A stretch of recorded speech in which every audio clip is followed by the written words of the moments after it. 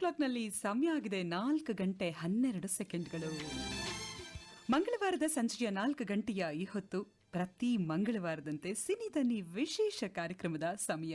ಕನ್ನಡ ಚಿತ್ರರಂಗದ ಖ್ಯಾತ ನಟ, ನಿರ್ದೇಶಕ, ಬರಹಗಾರರಾಗಿ ಎಲ್ಲರ ಮನಗಳಿಗೂ ಚಿರಪರಿಚಿತರಾಗಿರುವ ಮೋಹನ್ ಶಂಕರ್ ಅವರು ಇಂದು ನಮ್ಮ ಜೊತೆ ಇದ್ದಾರೆ ನಮ್ಮ ಸ್ಟುಡಿಯೋನಲ್ಲಿ. ಕುರಿಗಳು ಸರ್ ಕುರಿಗಳು, ಯಾರಿಗೆ ಸಾಲತ್ತೆ ಸಂಬಳ, ಶುಕ್ಲಾಂಬರಧರಂ, ಕೃಷ್ಣ ನೀ ಲೇಟಾಗ್ ಬಾರೋ ಇನ್ನಿತರೆ ಸಿನಿಮಾಗಳ ಮೂಲಕ ತಮ್ಮ ಅಭಿನಯದ ಚಾಪನ್ನ ಸ್ಯಾಂಡಲ್ವುಡ್ನಲ್ಲಿ ಮೂಡಿಸಿರುವಂತಹ ನಟ ಮೋಹನ್ ಶಂಕರ್ ಅವರಿಗೆ ಕಾರ್ಯಕ್ರಮಕ್ಕೆ ಸ್ವಾಗತ ಹೇಳೋಣ. ಹಾಯ್ ಸರ್, ನಮಸ್ತೆ, ಹೇಗಿದ್ದೀರಾ? ನಮಸ್ಕಾರ. ಆಸ್ ಆಲ್ವೇಸ್ ಸಖತ್ತಾಗಿದ್ದೀರಾ. ಗೊತ್ತಾಗ್ತಾ ಇದೆ ನಿಮ್ಮ ಆ ಹುರುಪು, ಆ ಉತ್ಸಾಹ ಬರೀ ತೆರೆ ಮೇಲೆ ಅಷ್ಟೇ ಅಲ್ಲ, ತೆರೆ ಹಿಂದೆ ಕೂಡ ಹಾಗೆ ಇದೆ ಅಂತ ನಂಗೆ ಅನ್ನಿಸ್ತಾ ಇದೆ. ಅದಕ್ಕೆ ನನ್ನ ಎಷ್ಟೋ ಜನ ಸಹಜ ನಟ ಅಂತಾರೆ. ಕ್ಯಾಮ್ರಾ ಹಿಂದೆ ಹೇಗೋ ಕ್ಯಾಮ್ರಾ ಮುಂದೆ ಕೂಡ ಹಾಗೆ ಅಂತ ಹೇಳಿ. ಕನ್ನಡ ಚಿತ್ರರಂಗ ಹೇಗಿದೆ ಸರ್ ಸದ್ಯದ ಪರಿಸ್ಥಿತಿ? ತುಂಬಾ ಚೆನ್ನಾಗಿ ಕಾಣಿಸ್ತಾ ಇದೆ. ಇಂಟರ್ನ್ಯಾಷನಲ್ ಲೆವೆಲ್ಗೆ ಹೋಗಿದೆ. ಅಂದ್ರೆ ಲೈಕ್ ಇಡೀ ಅಂದ್ರೆ ವರ್ಲ್ಡ್ ತಿರುಗಿ ನೋಡೋನೋ ತರ ಆಗಿದೆ. ಅಂದ್ರೆ ಲೈಕ್ ಇಂಟರ್ನ್ಯಾಷನಲ್ ಸ್ಟ್ಯಾಂಡರ್ಡ್ಸ್ ಮೀಟ್ ಮಾಡ್ತಾ ಇದ್ದಾರೆ. ಅದ್ಭುತ ಆಗಿದೆ. ಬಟ್ ಏನಂದ್ರೆ ಸಣ್ಣ ಸಿನಿಮಾಗಳು ಓಡ್ತಾ ಇಲ್ಲ, ಅದು ಬೇಜಾರಾಗಿದೆ. ಎಲ್ಲರಲ್ಲೂ ಒಂದು ಮನವಿ ಮಾಡ್ಕೊಳ್ಳೋಕೆ ಇಷ್ಟಪಡ್ತೀನಿ. ದಯವಿಟ್ಟು ಈ AC ಹೋಮ್ ಥಿಯೇಟರ್ಗಳನ್ನು ಬಿಟ್ಟು, OTTಗಳನ್ನು ಬಿಟ್ಟು ದಯವಿಟ್ಟು ಚಿತ್ರಮಂದಿರಕ್ಕೂ ಬಂದು ಸಿನಿಮಾ ನೋಡಿ ಅಂತ ರಿಕ್ವೆಸ್ಟ್ ಮಾಡ್ತೀನಿ. ಸೊ ನನ್ನ ಪ್ರಶ್ನೆ ಕೂಡ ಇತ್ತು, ಈ ಥಿಯೇಟರ್ ಕಲ್ಚರ್ ಅನ್ನೋದು ಯಾಕೋ ಕಣ್ಮರೆ ಆಗ್ತಿದೆಯಲ್ಲ. ಅವಾಗೆಲ್ಲ ಒಂದು ಸಿನಿಮಾ ಬಿಡುಗಡೆಗೆ ಥಿಯೇಟರ್ ಮುಂದೆ ಎಷ್ಟು ಜನ ಕಾಯ್ತಾ ಇದ್ರು, ಹೇಗಿತ್ತು ಆ ಜೋಶು, ಯಾಕೆ ಹೀಗಾಗಿಲ್ಲ ಅಂತ ಚಿತ್ರರಂಗದಲ್ಲಿ ಬೇಜಾರು ಆಗತ್ತಲ್ಲ. ನಾವು ಲಾಠಿ ಚಾರ್ಜ್ ಎಲ್ಲ ನೋಡಿರೋರು ನಮ್ಮ ಸಿನಿಮಾಗಳಿಗೆ.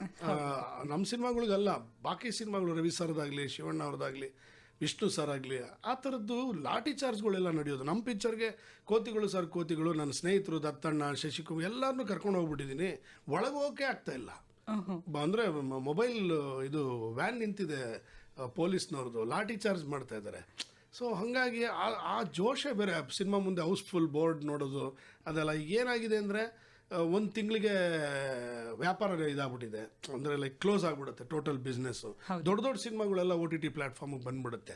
ಸೊ ಜನಕ್ಕೆ ಬಂದಾಗ ನೋಡೋಣ ಬಿಡು ಅನ್ನೋ ಥರ. ಥಿಯೇಟರ್ನಲ್ಲಿ 3 ದಿನ ಸಿನಿಮಾ ಇದೆ ಅಂದ್ರೆ ಅದೇ ದೊಡ್ಡ ವಿಷಯ ಅನ್ನೋ. ಬಟ್ ಈಗ ತಪ್ಪು ನಮ್ಮ ಜನದ್ದಲ್ಲ. ಏನಾಗಿದೆ ಅಂದರೆ ಒಂದು ಫ್ಯಾಮಿಲಿ ಒಂದು 5 ಜನ ಇರ್ತಾರೆ ಅಂತ ಅಂದ್ಕೊಳ್ಳಿ. ಹೋಗೋಕ್ಕೆ ಬರೋಕ್ಕೆ ಸಿನಿಮಾ ನೋಡೋಕ್ಕೆ ಆಲ್ಮೋಸ್ಟ್ 4,000 to 5,000 rupees ಖರ್ಚಾಗ್ಬಿಡ್ತಾ ಇದೆ. ರೇಟ್ ಆಫ್ ಅಡ್ಮಿಷನ್ನು ಜಾಸ್ತಿ. ಆಮೇಲೆ ಕಂಡೋರ್ ಪಾಪ್ಕಾರ್ನ್ ತಿಂತಾ ಇದ್ರೆ ನಮ್ಮ ಮಕ್ಳು ಮರಿಗಳನ್ನ ತಿನ್ಬೇಡ ಅಂತ ಹೇಳಕ್ಕಾಗಲ್ವಲ್ಲ. ಸೊ ತೀರಾ 250 ರೂಪಾಯಿ ಪಾಪ್ಕಾರ್ನು, 200 ರೂಪಾಯಿ ಸಾಫ್ಟ್ ಡ್ರಿಂಕು. ಸೊ ಒಂದೊಂದು ತಲೆಗೆ 800 ಇಂದ 1000 ರೂಪಾಯಿ ಖರ್ಚಾಗೋದ್ರೆ ಒಂದು ಮಿಡಲ್ ಕ್ಲಾಸ್ ಫ್ಯಾಮಿಲಿ ಹಿಂಗೆ ಅಫೋರ್ಡ್ ಮಾಡೋಕ್ಕಾಗತ್ತೆ? ಅಕಸ್ಮಾತ್ ಆ 4 ಜನ 5 ಜನ ಹೋಗಿರೋ ಸಿನಿಮಾ ಚೆನ್ನಾಗಿದ್ರೆ ಅದನ್ನ ಮರ್ತು ಬಿಡ್ತಾರೆ. ಯಾವುದೋ ಡಬ್ಬಾ ಸಿನಿಮಾ ಅಕಸ್ಮಾತಾಗಿ ಹೋಗ್ಬಿಟ್ಟಿದ್ರೆ ಇನ್ನು 3 ತಿಂಗಳು 4 ತಿಂಗಳು ಥಿಯೇಟರ್ ಕಡೆನೇ ನೋಡಲ್ಲ. ಸೊ ಹಾಗಾಗಿ ತಪ್ಪು ನಮ್ಮದೇ. ಅಂದ್ರೆ ರೇಟ್ ಆಫ್ ಅಡ್ಮಿಷನ್ ಸ್ವಲ್ಪ ಕಡಿಮೆ ಆಗಬೇಕು ಅಂತ. ಖಂಡಿತವಾಗಿ. ಕೇವಲ ಹಿರಿತೆರೆಯಲ್ಲಷ್ಟೇ ನಿಮ್ಮನ್ನು ನೋಡಿದಲ್ಲ, ಈಗ ನಾವು ನಮ್ಮ ಮನೆಗಳಲ್ಲಿ ನಿಮ್ಮನ್ನು ನೋಡ್ತಾ ಇದ್ದೀವಿ, ಕಿರುತೆರೆಯಲ್ಲಿ ಕೂಡ. ಬಹಳ ಖುಷಿ ಆಗುತ್ತೆ. ನಿಮ್ಮನ್ನು ಪ್ರತಿದಿನ ನೋಡ್ತೀವಲ್ಲ ನಾವು. ಯಾವುದೋ ಕಾಮಿಡಿ ಸಿನಿಮಾಗೋಸ್ಕರ ನಾವು ಮೋಹನ್ ಅವ್ರನ್ನ ನೋಡ್ಬೇಕು ಅಂತ ಕಾಯ್ತಾ ಇದ್ದ ದಿನ ಒಂದಿತ್ತು. ಆದ್ರೆ ಇವಾಗ ಇಲ್ಲ, ನಮ್ಮ ಮನೆಗೆ ಪ್ರತಿದಿನ ಬರ್ತಾರೆ ಮೋಹನ್ ಅನ್ನುವಂಥ ದಿನ ಬಂದಿದೆ. ಸೊ ಈ ಒಂದು ಚೇಂಜ್ ನೋಡಿದಾಗ ನಿಮ್ಗೆ ಏನ್ ಅನ್ಸುತ್ತೆ ಸರ್? ನನಗೆ ಒಂಥರ ಮುಂಚೆ ಸ್ವಲ್ಪ ನನ್ನ ಮಾತಾಡ್ಸಕ್ಕಾಗ್ಲಿ ಅಥವಾ ಹಾಯ್ ಸರ್ ಅನ್ನೋದಕ್ಕಾಗ್ಲಿ ಹೆದರ್ಕೊಳ್ಳೋರು. ಈಗ ಟಿವಿಲಿ ಬರ್ತಿದ್ದಾಗ ತಗೊಂಡೇ ಬಿಡ್ತಾರೆ. ಅಂದ್ರೆ ನಮ್ಮ ಒಂಥರ ಸ್ವೀಕಾರ ಮಾಡ್ಬಿಟ್ಟಿದ್ದಾರೆ. ಏನಂದ್ರೆ ಇವತ್ತು ಪಾಪ್ಯುಲಾರಿಟಿನೂ ಹಾಗೆ ಆಗಿದೆ ಟೆಲಿವಿಷನ್ದು. ನನ್ನ ಪುಣ್ಯ ನನಗೆ ಸಿಕ್ಕಿದ ಅಲ್ಲಿ ಎಲ್ಲಾ ಪಾತ್ರಗಳು ಸಖತ್ತು. ಅಂದ್ರೆ ನಾಗಿಣಿಲಿ ವಿಲನ್ ಮಾಡಿದೆ, ನಾಗಿಣಿ 2ಲಿ. ಆಮೇಲೆ ಇದೊಂದು ಸುವರ್ಣಗೊಂದು ಮಾಡ್ತಾ ಮೆನ್ಷನ್ ಮಾಡ್ಬೋದಾ ಗೊತ್ತಿಲ್ಲ ನನಗೆ. ಸೊ ಗೌರಿ ಶಂಕರ ಅಂತ ಮಾಡ್ತಾ ಇದ್ದೀನಿ. ಅದು ಒಬ್ಬ ಸಾಫ್ಟ್ ಹೆಣ್ಮಕ್ಳ ತಂದೆ ಮೇಷ್ಟ್ರು ಪಾತ್ರ. ಈ ಕಡೆ ಅದೊಂಥರ ಅದು ತಂದೆ ಮಗಳ ಕತೆ, ಇದು ತಂದೆ ಮಗಳ ಕತೆ. ನನಗೆ ಮಾತ್ರ ಕಾಂಟ್ರಾಸ್ಟ್ ಕ್ಯಾರೆಕ್ಟರ್. ಬಟ್ ಆ ರೀತಿ ಕ್ಯಾರೆಕ್ಟರ್ಗಳನ್ನ ನೀವು ಪ್ಲೇ ಮಾಡುವಾಗ ಸಿಕ್ಕಾಪಟ್ಟೆ ಚಾಲೆಂಜ್ ಅನ್ಸುತ್ತಲ್ವಾ? ಎಕ್ಸ್ಟ್ರಾರ್ಡಿನರಿ ಚಾಲೆಂಜ್ ಅನ್ಸುತ್ತೆ. ಅದರಲ್ಲೂ ಸಿನಿಮಾದಲ್ಲಿ ಒಂದು 25 ದಿನ 30 ದಿನ ಅಥವಾ ಮ್ಯಾಕ್ಸಿಮಮ್ 50 ದಿನ ಮಾಡಿ ದಮ್ ಕಟ್ಟಿ ಒಂದು ಕ್ಯಾರೆಕ್ಟರ್ ಮಾಡಿ ಬಂದ್ಬಿಡ್ತೀವಿ. ಇಲ್ಲಿ ಸದಾಕಾಲ ಮಾಡಬೇಕಲ್ಲ. ಆಮೇಲೆ ಕೆಲವು ಸಲ ಗೌರಿ ಶಂಕರ ಬೆಳಗ್ಗೆ ಇರುತ್ತೆ, ಡೇಟ್ಸ್ಗೆ ಪ್ರಾಬ್ಲಮ್ ಆಗಿರುತ್ತೆ, ರಾತ್ರಿ ಶ್ರಾವಣಿ ಸುಬ್ರಹ್ಮಣ್ಯ ಇರುತ್ತೆ. ಒಂದು ಕ್ಯಾರೆಕ್ಟರ್ ಪ್ಲೇ ಮಾಡಿಬಿಟ್ಟು ನೆಕ್ಸ್ಟ್ ಇಮಿಡಿಯೇಟ್ ಚೇಂಜ್ ಮಾಡಬೇಕು. ಅಂದರೆ ಕಾಸ್ಟ್ಯೂಮ್ಸ್ ಆಗಲಿ, ಇನ್ನೊಂದಾಗಲಿ, ಬಾಡಿ ಲ್ಯಾಂಗ್ವೇಜ್ ಆಗಲಿ. ಸೊ ಒಂಥರ ಚಾಲೆಂಜಿಂಗ್ ಅನ್ಸುತ್ತೆ, ಖುಷಿ ಆಗುತ್ತೆ. ನನ್ನ ಪುಣ್ಯ ನನಗೆ at a time 2 character play ಮಾಡಕ್ಕೆ ಸಿಕ್ಕಿರೋದು. Super sir. ನಿಮ್ಮ ಮಾತು ಯಾವಾಗಲೂ ಹೇಗಿರುತ್ತೆ ಅಂತ ಹೇಳಿದ್ರೆ, ಏನೇ ವಿಚಾರ ಬಂದ್ರು ಸಿನಿಮಾ ಬರ್ಲಿ ಕಿರುತೆರೆ ಬರ್ಲಿ ರಂಗಭೂಮಿನ ಎಂದೂ ಮರೆಯೋಲ್ಲ ಅಂತ ಹೇಳ್ತಿರ್ತೀರಿ ನೀವು. ಈ ರಂಗಭೂಮಿ ಜೊತೆಗಿನ ಒಡನಾಟವನ್ನ ಈಗ ಶೇರ್ ಮಾಡೋದಾದ್ರೆ ಏನಂದರೆ ನನ್ನ ನಮ್ಗೆ ಯಾರೋ ಒಂಥರ ಕಪ್ಪಣ್ಣ ಅವರಾಗಲಿ, ನನ್ನ ಫ್ರೆಂಡು ರಾಘವೇಂದ್ರ ಕೆ ಪರ್ವತವಾಣಿ ಮೊಮ್ಮಗ, ನನ್ನ ಕ್ಲಾಸ್ಮೇಟ್ ಅವನು, ಅವರೆಲ್ಲ ಬಿತ್ತಿದ ಬೇರು ನಾನು. ಆ್ಯಕ್ಚುಲಿ ನನ್ನ ಮೇಲೆ ಕಾನ್ಫಿಡೆನ್ಸ್ ಇಟ್ಟು ನೀನು ಮಾಡಬಲ್ಲೆ. ಅವನು ರಾಘವೇಂದ್ರ ಅನ್ನೋನು ಪರ್ಟಿಕ್ಯುಲರ್ಲಿ ನಮಗೆ ಹುಡುಗರು ಹುಡುಗಿರು ಒಟ್ಟಿಗೆ ಮಾಡೋಕ್ಕೆ ಬಿಡ್ತಾ ಇರಲಿಲ್ಲ ನಾಟಕಗಳನ್ನ, ಎಚ್ ನರಸಿಂಹಯ್ಯನವರು. ಸೊ ಹಾಗಾಗಿ ಒಂದಾ ಹುಡುಗರು ಮಾಡಬೇಕು ಇಲ್ಲ ಹುಡುಗಿರು ಮಾಡಬೇಕು, ಆ ಥರದ ನಾಟಕಗಳು ಸಿಗ್ತಾ ಇರಲಿಲ್ಲ. ವೇಷ ಬದಲಾಯಿಸ್ಕೊಂಡು ಮಾಡಬೇಕಾಗಿತ್ತು. ಅವನು ತುಂಬ ಇದು ಮಾಡ್ದ, ನಿನಗೆ ಜಡ್ಜ್ಮೆಂಟ್ ಇದೆ, ಬರೆಯೋಕ್ಕೆ ಶುರು ಮಾಡೋ. ಅದು ನಾಟಕ ನಾನು ಬರೆದಿದ್ದು best creative play of the year ಅಂತ ಇದಾಗೋಗ್ಬಿಡ್ತು. ಸೊ ನಾನು ಬದುಕಿರೋವರೆಗೂ ಬಣ್ಣ ಹಾಕೋವರೆಗೂ ಅವನ್ನ ಮಾತ್ರ ಮರೆಯೋಕ್ಕೆ ಸಾಧ್ಯ ಇಲ್ಲ. ಆಮೇಲೆ ನಮ್ಮ ಕಪ್ಪಣ್ಣವರು, ನಿನಗೇನೋ ವಿಶೇಷ ಇದಿದೆ ಕಣೋ, ಟ್ಯಾಲೆಂಟ್ ಇದೆ, ಜಸ್ಟ್ ನಾಟ್ ಆ್ಯಕ್ಟಿಂಗ್, ನೀನು ಏನೋ ಲೈಫಲ್ಲಿ ಮೇಲೆ ಬರ್ತೀಯ ಅಂದ್ಬಿಟ್ಟು ನಮ್ಮ ತಂದೆಗೂ ಕಾನ್ಫಿಡೆನ್ಸ್ ಕೊಟ್ಟಿದ್ದುಂಟು. ಸೊ ಅವ್ರು ಬಿತ್ತ ಬೇರು ನಾನು. ಲೈಕ್ ಮನೆಯವ್ರ ಕಾಂಟ್ರಿಬ್ಯೂಷನ್ ಕಡಿಮೆ ಇದಕ್ಕೆ, ಕಂಡವ್ರು ಅಂದರೆ ಲೈಕ್ ನಾನು ಏನು ಅಂತ ಕೆಲವು ಸಲ ನಾನು ಗುರ್ಸಲ್ಲ, ಇನ್ನೊಬ್ರು ಗುರ್ಸೋ ತನಕ, ಅದು ಫೇಮಸ್ ಸೇಯಿಂಗ್ ಇದೆ. ಸೊ ಹಾಗಾಗಿ ಅವ್ರು ಕಂಡ್ರು ನನ್ನಲ್ಲೇನೋ, ಸೊ ಇವತ್ತು ನಾನಾಗಿದ್ದೀನಿ. ಹೌದು, ಅವರು ಬಿತ್ತಂತ ಬೇರು ಫಲವಾಗಿ ಕನ್ನಡಿಗರಿಗೆ ಸಿಕ್ತು. ಅದೇ ಖುಷಿ. ನಿಮ್ಮ ಒಂದು ಬಾಲ್ಯ, ನಿಮ್ಮ ಊರು, ನೀವು ಹುಟ್ಟು ಬೆಳೆದಂತ ಪರಿಸರ, ಇದನ್ನ ನೆನಪಿಸ್ಕೊಳ್ಳೋದಾದ್ರೆ ಈಗ ನಮ್ದು ತ್ಯಾಗರಾಜ ನಗರದಲ್ಲಿ ಒಂದು ಸಣ್ಣ ಮನೆ, ಬೆಂಗಳೂರಿಗರು, ಬೆಂಗಳೂರು. ನಮ್ಮ ತಂದೆ ಮಾಗಡಿ, ನಮ್ಮಮ್ಮ ತಿಪ್ಟೂರ್ ಹತ್ರ ಹೊನ್ನೊಳ್ಳಿ ಅಂತ. ಅವ್ರಿಗೆ ತಂದೆ ಬೇಗ ಹೋಗ್ಬಿಟ್ರು, ಹಾಗಾಗಿ ಅವರ ಮಾವನ ಮನೇಲಿ ಹೊನ್ನೊಳ್ಳಿಯಲ್ಲಿ ಬೆಳೀತಾ ಇದ್ರು. ನನಗೆ ಗೊತ್ತಿಲ್ಲ ಇದೆಲ್ಲ ಅವ್ರು ಹೇಳಿರೋದು, ಯಾಕಂದರೆ ನಾನು ಹುಟ್ಟಿರೋದು ತ್ಯಾಗರಾಜ ನಗರದಲ್ಲಿ, ಬೆಂಗಳೂರಿನಲ್ಲಿ. 19 ವರ್ಷ ಬಾಲ್ಯ ಯೌವನ ಎಲ್ಲ ಆಲ್ಮೋಸ್ಟ್ ಒಂದು first year degree second year ಡಿಗ್ರಿವರೆಗೂ ಅಲ್ಲೇ ಕಳೆದೆ. ರೌಡಿಗಳು ಸಾವಾಸ, ಆ ಥರದ್ದು ತ್ಯಾಗರಾಜ ನಗರ ಒಂಥರ. ಅಂದರೆ ಲೈಕ್ ತುಂಬ ಹೆಣ್ಮಕ್ಳು ಫ್ರೆಂಡ್ಸು, ಗಂಡು ಮಕ್ಕಳು ಇದ್ದಿದ್ದೆ ನನಗೆ ಫ್ರೆಂಡ್ಸ್ ಇದ್ದಿದ್ದೆ ತುಂಬ ಕಡಿಮೆ, ಬೆರಳೆಣಿಕೆ. ಅವರೇ ನನ್ನನ್ನು ನೋಡ್ಕೋತಾ ಇದ್ರು ಹೆಣ್ಮಕ್ಳು, ಅವ್ರ ಪಾಕೆಟ್ ಮನಿಲೇ ನನಗೇನಾದ್ರು ಕೊಡಿಸೋರು. ಐ ವಾಸ್ ಒಂಥರ ನನ್ನ ಹೆಸ್ರಿಗೆ ತಕ್ಕನಂಗೆ ಆಗಿದ್ದೆ. ಸೊ ಅವ್ರನ್ನೆಲ್ಲ ಈಗಲೂ ಟಚ್ಚಲ್ಲಿದ್ದಾರೆ ಅವರೆಲ್ಲ. ತುಂಬ ಖುಷಿ ಆಗುತ್ತೆ, ನನ್ನ ಹಾಗೇ ನೋಡ್ತಾರೆ. ನನ್ನ ಮುಂಚೆನೂ ಏನೋ ಒಂಥರ ಸ್ಪೆಷಲ್ ಆಗಿ ನೋಡೋರು, ಈಗಂತೂ ಕೇಳಲೇಬೇಡಿ. ಮನೆಗೆ ಬರೋದಿಂಟು, ನನ್ನ 25 ವರ್ಷದ ವೆಡ್ಡಿಂಗ್ ಆ್ಯನಿವರ್ಸರಿಗೆ ಅವ್ರುಗಳೇ ಬಂದು ವಿಶ್ ಮಾಡ್ತಾನೆ. ನಿಜವಾಗ್ಲೂ ನನಗೆ ಜ್ಞಾಪಕ ಇರೋದಕ್ಕೆ ನನಗೆ ಆಶ್ಚರ್ಯ, ಅವ್ರುಗಳಿಗೆಲ್ಲ ಜ್ಞಾಪಕ ಇದೆ ಅಂತ ಮನೆಗೆ ಬಂದು ಸತ್ಕಾರ ಮಾಡೋಗ್ತಾರೆ. ಸೊ ಒಂದು ಪುಣ್ಯ ಮಾಡಿದ್ದೀನಿ ಆ ವಿಷಯದಲ್ಲಿ ನಾನು. ಸೊ ಅದಕ್ಕೆ ಮೋಹನ್ ಸರ್ ಸ್ಪೆಷಲ್ ಅಂತ ಹೇಳೋದು. Thank you. ಇದೆಲ್ಲ ಕತೆ ಕೇಳಿದಾಗ ನನಗನ್ಸೋದು, ಅಂದರೆ ಒಂದು ಕ್ವೆಶನ್ನೇ ನಂಗೆ ಬರ್ತಾ ಇರೋದು, ಬಹುಶಃ ನೀವು ಫಸ್ಟ್ ಬೆಂಚ್ ಸ್ಟೂಡೆಂಟ್ ಆಗಿರಲ್ವೇನೋ ಅಂತ. ನಿಜನಾ? ನಾನು ಲಾಸ್ಟ್ ಬೆಂಚು, ಆದರೆ ಸಿಕ್ಕಾಪಟ್ಟೆ ಚೆನ್ನಾಗಿ ಓದ್ತಾ ಇದ್ದೆ ನಾನು.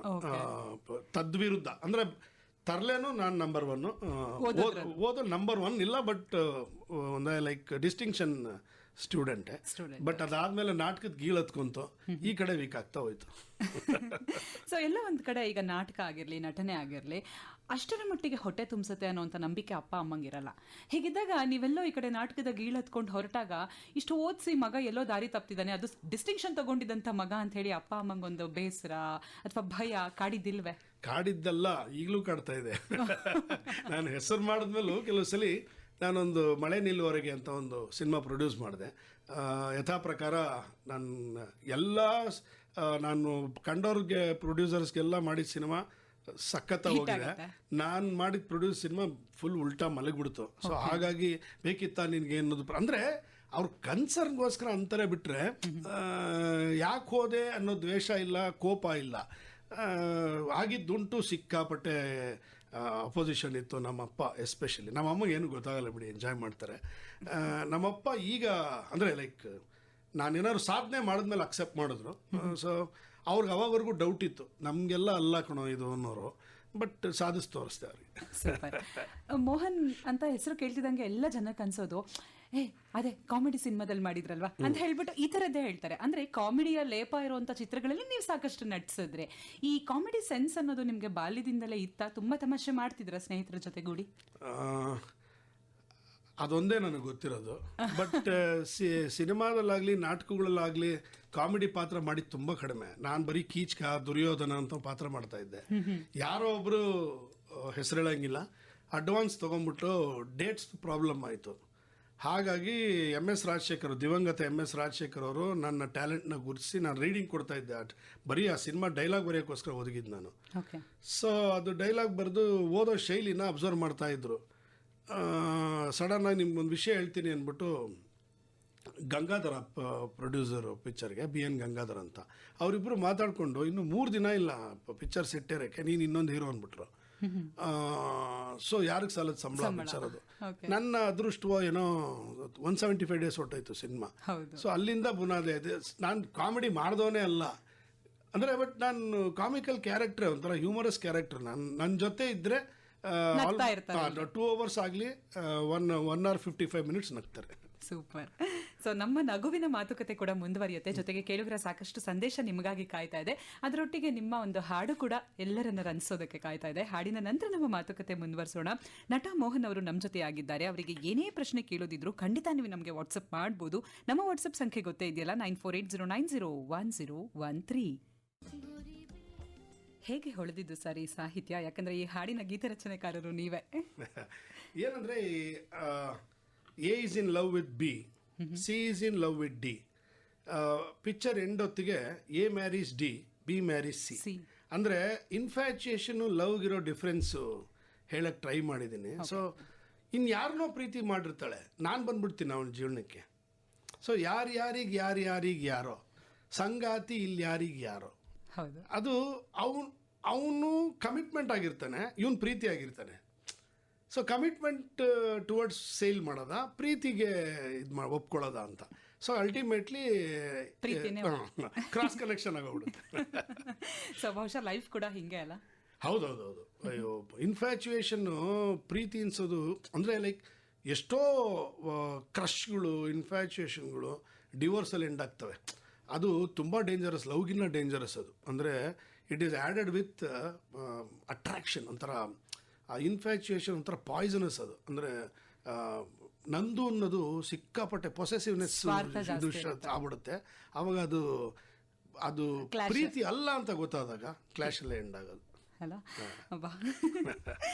ಸರ್, ನಾವು ನಿಮ್ಮ ಮೊದಲ ಸಿನಿಮಾ ಯಾರಿಗೆ ಸಾಲತ್ತೆ ಸಂಬಳ 175 ದಿನ ಅದು ಓಡ್ತು ಅಂತ ಹೇಳಿದ್ರೆ, ಫಸ್ಟ್ ಟೈಮ್ ನೀವು ಕ್ಯಾಮ್ರಾ ಫೇಸ್ ಮಾಡಿದ್ದು ಒಂದು ಕಡೆ ಆದ್ರೆ, ನಿಮ್ಮ ಸುತ್ತ ಇದ್ದವರೆಲ್ಲ ಕೂಡ ಅನುಭವಿ ಕಲಾವಿದ್ರು. ಹೆಂಗೆ ಅವ್ರ ಜೊತೆ ತೆರೆ ಹಂಚ್ಕೊಂಡಿದ್ದು ಫಸ್ಟ್ ಟೈಮ್ ಎಲ್ಲ ಘಟಾನುಘಟಿಗಳ ಮಧ್ಯೆ? ಅದು ನನಗೆ ನಾಟಕ ಕೊಟ್ಟಿದ್ದು ಇದು ಅಂದರೆ ಬಳುವಳಿ. ನಾವು ಕಣ್ಕಾಪು ಅಂತ ಹಾಕ್ಬಿಡ್ತೀವಿ ನಾಟಕಕ್ಕೆ, ಅಂದರೆ ಕುದುರೆಗೆ ಹಾಕ್ತಾರಲ್ಲ ಹಾಗೆ. ಸೊ ಹಾಗೆ ನನ್ಗೆ ಯಾರು ಅನುಪ್ರಭಾಕರ್ದು ಆಲ್ರೆಡಿ ಸೂಪರ್ ಸ್ಟಾರ್, ಅವಳಿಗೆ ಇದು ಪಿಕ್ಚರ್ ರಿಲೀಸ್ ಆಗಿತ್ತು, ನಮ್ಮ ಸ್ನೇಹಲೋಕ.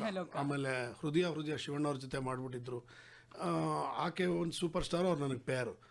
ಸುಹಾಸಿನಿ, ಶಶಿಕುಮಾರ್, ಉಮಾಶ್ರೀ, ಅನಂತ್ನಾಗು, ಊರ್ವಶಿ, ನನಗೆ ಗಡ ಅಂತ. ಬಟ್ ನನಗೆ ಒಂದರಲ್ಲಿ ಏನು ಅಡ್ವಾಂಟೇಜ್ ಆಗಿತ್ತು ಅಂದರೆ, ಪೂರ್ತಿ ಡೈಲಾಗ್ಸ್ ಪಿಕ್ಚರ್ ನಂದೇ. ಸೊ ಹಾಗಾಗಿ ನನ್ನೊಂದು ಚೂರು ಮೇಲ್ಗೆ ಇರೋದು. ಹಾಗಾಗಿ ನನಗೆ ಕಂಫರ್ಟಬಲ್ ಆಯಿತು. ಬಟ್ ಎಲ್ಲರಿಗೂ ಥ್ಯಾಂಕ್ಸ್ ಹೇಳಬೇಕು, ಕೋಆಪ್ರೇಟ್ ಮಾಡಿದ್ದಾರೆ. ಆಮೇಲೆ ನಾನು ಅವ್ರಿಗೇನು ತೊಂದರೆ ಕೊಟ್ಟಿಲ್ಲ, ಯಾಕೆಂದರೆ ನನಗೆ ಥಿಯೇಟರ್ ಇತ್ತು, ಅದು ನಾನು ನೋಡ್ಕೊಂಡು ಹೋಗ್ಬಿಟ್ಟೆ. ಅದು ನನಗೋಸ್ಕರ ಮಾಡಿದ ಪಿಕ್ಚರ್ ಏನೋ ಅನಿಸ್ಬಿಡ್ತು. ಯಾಕೆಂದರೆ ಅಲ್ಲಿಂದ ಕೆರಿಯರ್ ನಂದು ಶುರುವಾಗಿದ್ದು ಸ್ಪ್ರಿಂಗ್ ಬೋರ್ಡ್ ತುಳಿದಂಗೆ ಸರ್ರಂತ ಮೇಲೆ ಹೋಗ್ಬಿಡ್ತು. ಕುರಿಗಳು, ಕೋತಿಗಳು, ಓಳು ಸರ್ಬರಿ, ಓಳು ಮಲ್ಲ ಬರ್ರಂತ ಹೋಗ್ಬಿಡ್ತು ಕೆರಿಯರ್. ಸೊ ನನಗೆ ಪಿಕ್ಚರ್ ಮಾಡಿದ್ರೇನೋ ಅಂತ ಅನಿಸ್ತು ನನಗೆ. ಎಲ್ಲೂ ಆ ಸಿನಿಮಾ ನೋಡಿದಾಗ ನಿಮ್ಮನ್ನ ನೀವು ಫಸ್ಟ್ ಟೈಮ್ ಆಕ್ಟ್ ಮಾಡಿದ್ದು ಅಂತ ನಮ್ಗೆ ಅನ್ಸ್ಲಿಲ್ಲ. ಸೊ ಆಲ್ಮೋಸ್ಟ್ ತುಂಬಾ ಸಿನಿಮಾ ಮಾಡಿರೋ ಒಬ್ಬ ನಟ ಇವರು ಅನ್ನೋ ರೀತಿಯಲ್ಲೇ ಫೀಲ್ ಆಗ್ತಿತ್ತು. ಕ್ಯಾಮ್ರಾ ಹೊಸ್ತು, ನನಗೆ ನಟನೆ ಹೊಸ್ತಾಗಿರ್ಲಿಲ್ಲ. ಖಂಡಿತ ಗೊತ್ತಾಗತ್ತೆ ಅದು. ಇದ್ರ ಜೊತೆಗೆ ಇವಾಗ ನೀವು ಹೇಳಿದ್ರಿ, ನಿಮ್ಮ ರಂಗಭೂಮಿ ಅನ್ನೋವಂಥದ್ದು ಸುತ್ತ ಯಾರೇ ಇರ್ಲಿ ನಾನು ಏನ್ ಮಾಡ್ಬೇಕು ಅದಷ್ಟೇ ನನಗೆ ಕೊಡುತ್ತೆ. ಮಮ್ಮೂಟಿ ಅವ್ರ ಜೊತೆ ಮಾಡ್ಬಿಟ್ಟಿದ್ದೀನಿ ನಾನು, ಕನ್ನಡ ಮಲಯಾಳಂ. ಆತ ಅಂದರೆ ನಾನು ಸೂಪರ್ ಸ್ಟಾರ್ ಅನ್ನೋದು ಮೈಯಲ್ಲೇ ತೋರಿಸ್ಬಿಡ್ತಾರೆ, ಅಂದರೆ ಅವ್ರ ಆ್ಯಟಿಟ್ಯೂಡಲ್ಲೇ ತೋರಿಸ್ತಾರೆ. ಹತ್ರ ಆಗ್ಬಿಟ್ರೆ ಚಿನ್ನದಂಥ ಮನುಷ್ಯ, ಪಾಪು ಇದ್ದಂಗೆ. Mostly all stars are like that ಏನೋ, ನನಗೆ ಗೊತ್ತಿಲ್ಲ. ಬಟ್ ಅವರು ಸ್ವಲ್ಪ ಒಂಥರ ಮಾತು ಕಡಿಮೆ, ಒಂಥರ ಗತ್ತು, ಆಮೇಲೆ ಒಂಥರ ಆರಾ ಅವ್ರದ್ದು, ಅದು ಕ್ಯಾರಿ ಮಾಡ್ತಾರೆ. ಹತ್ರ ಆಗ್ಬಿಟ್ಟಾಗ ಸೂಪರ್ ಮನುಷ್ಯ. ಆ್ಯಸ್ ಇಟ್ ಈಸ್ ನನಗೆ ತುಂಬ ಹತ್ರ ಆದರು. ಮಲಯಾಳಂ ವರ್ಷನೂ ಮಾಡಿದ್ದೀನಿ, ಕುತ್ತಿಗೆ ಮೇಲೆ ಕೈ ಹಾಕಿರ್ತೀನಿ, ಎಲ್ಲ ಹೆದರ್ಕೋತಾರೆ. ಅಂದರೆ ನನ್ನ ಫ್ರೆಂಡ್ ಅವ್ರಿಗೆ. ಸೊ ಬಳಸ್ಕೊಂಬಿಟ್ಟೆ ಅವ್ರನ್ನ ನಾನು ಒಂಥರ. ಅದು ಥಿಯೇಟ್ರಿಗೆ ಕೊಟ್ಟಂಥ ಕಾನ್ಫಿಡೆನ್ಸು. ಬಟ್ ಆವಾಗಲೇ ನಾನು ಹೆದರ್ಕೊಳ್ಳಿಲ್ಲ. ಒಬ್ಬ ಮಮ್ಮೂಟಿ ಜೊತೆ ಮಾಡಬೇಕು ಅಂದರೆ ಹೆಂಗಿರುತ್ತೆ, ಬಟ್ ಹೆದರ್ಕೊಳ್ಳಿಲ್ಲ. ಅದು ನನಗೆ ಥಿಯೇಟರ್ ಕೊಟ್ಟಂತ ಒಂದು ಲೈಕ್ ಕಾನ್ಫಿಡೆನ್ಸ್. ಖಂಡಿತವಾಗಿ ಕೂಡ. ಮೋಹನ್ ಅಂದ್ರೆ ಮಲ್ಟಿ ಟ್ಯಾಲೆಂಟೆಡ್. ಈಗಷ್ಟೇ ನಾವು ನೀವು ಬರ್ದಿದ್ದ ಹಾಡನ್ನ ಕೇಳಿದ್ರಿ, ಜೊತೆಗೆ ನೀವು ಮಾತಾಡ್ತಾ ಹೇಳಿದ್ರಿ ಯಾರಿಗೆ ಸಲ್ಲತ್ತೆ ಸಂಬಳದಲ್ಲಿ ನಿಮ್ಮದೇ ಡೈಲಾಗ್ಸ್ ನೀವೇ ಹೇಳ್ತಾ ಇದ್ರಿ ಅಂತೆಲ್ಲ ಹೇಳಿ.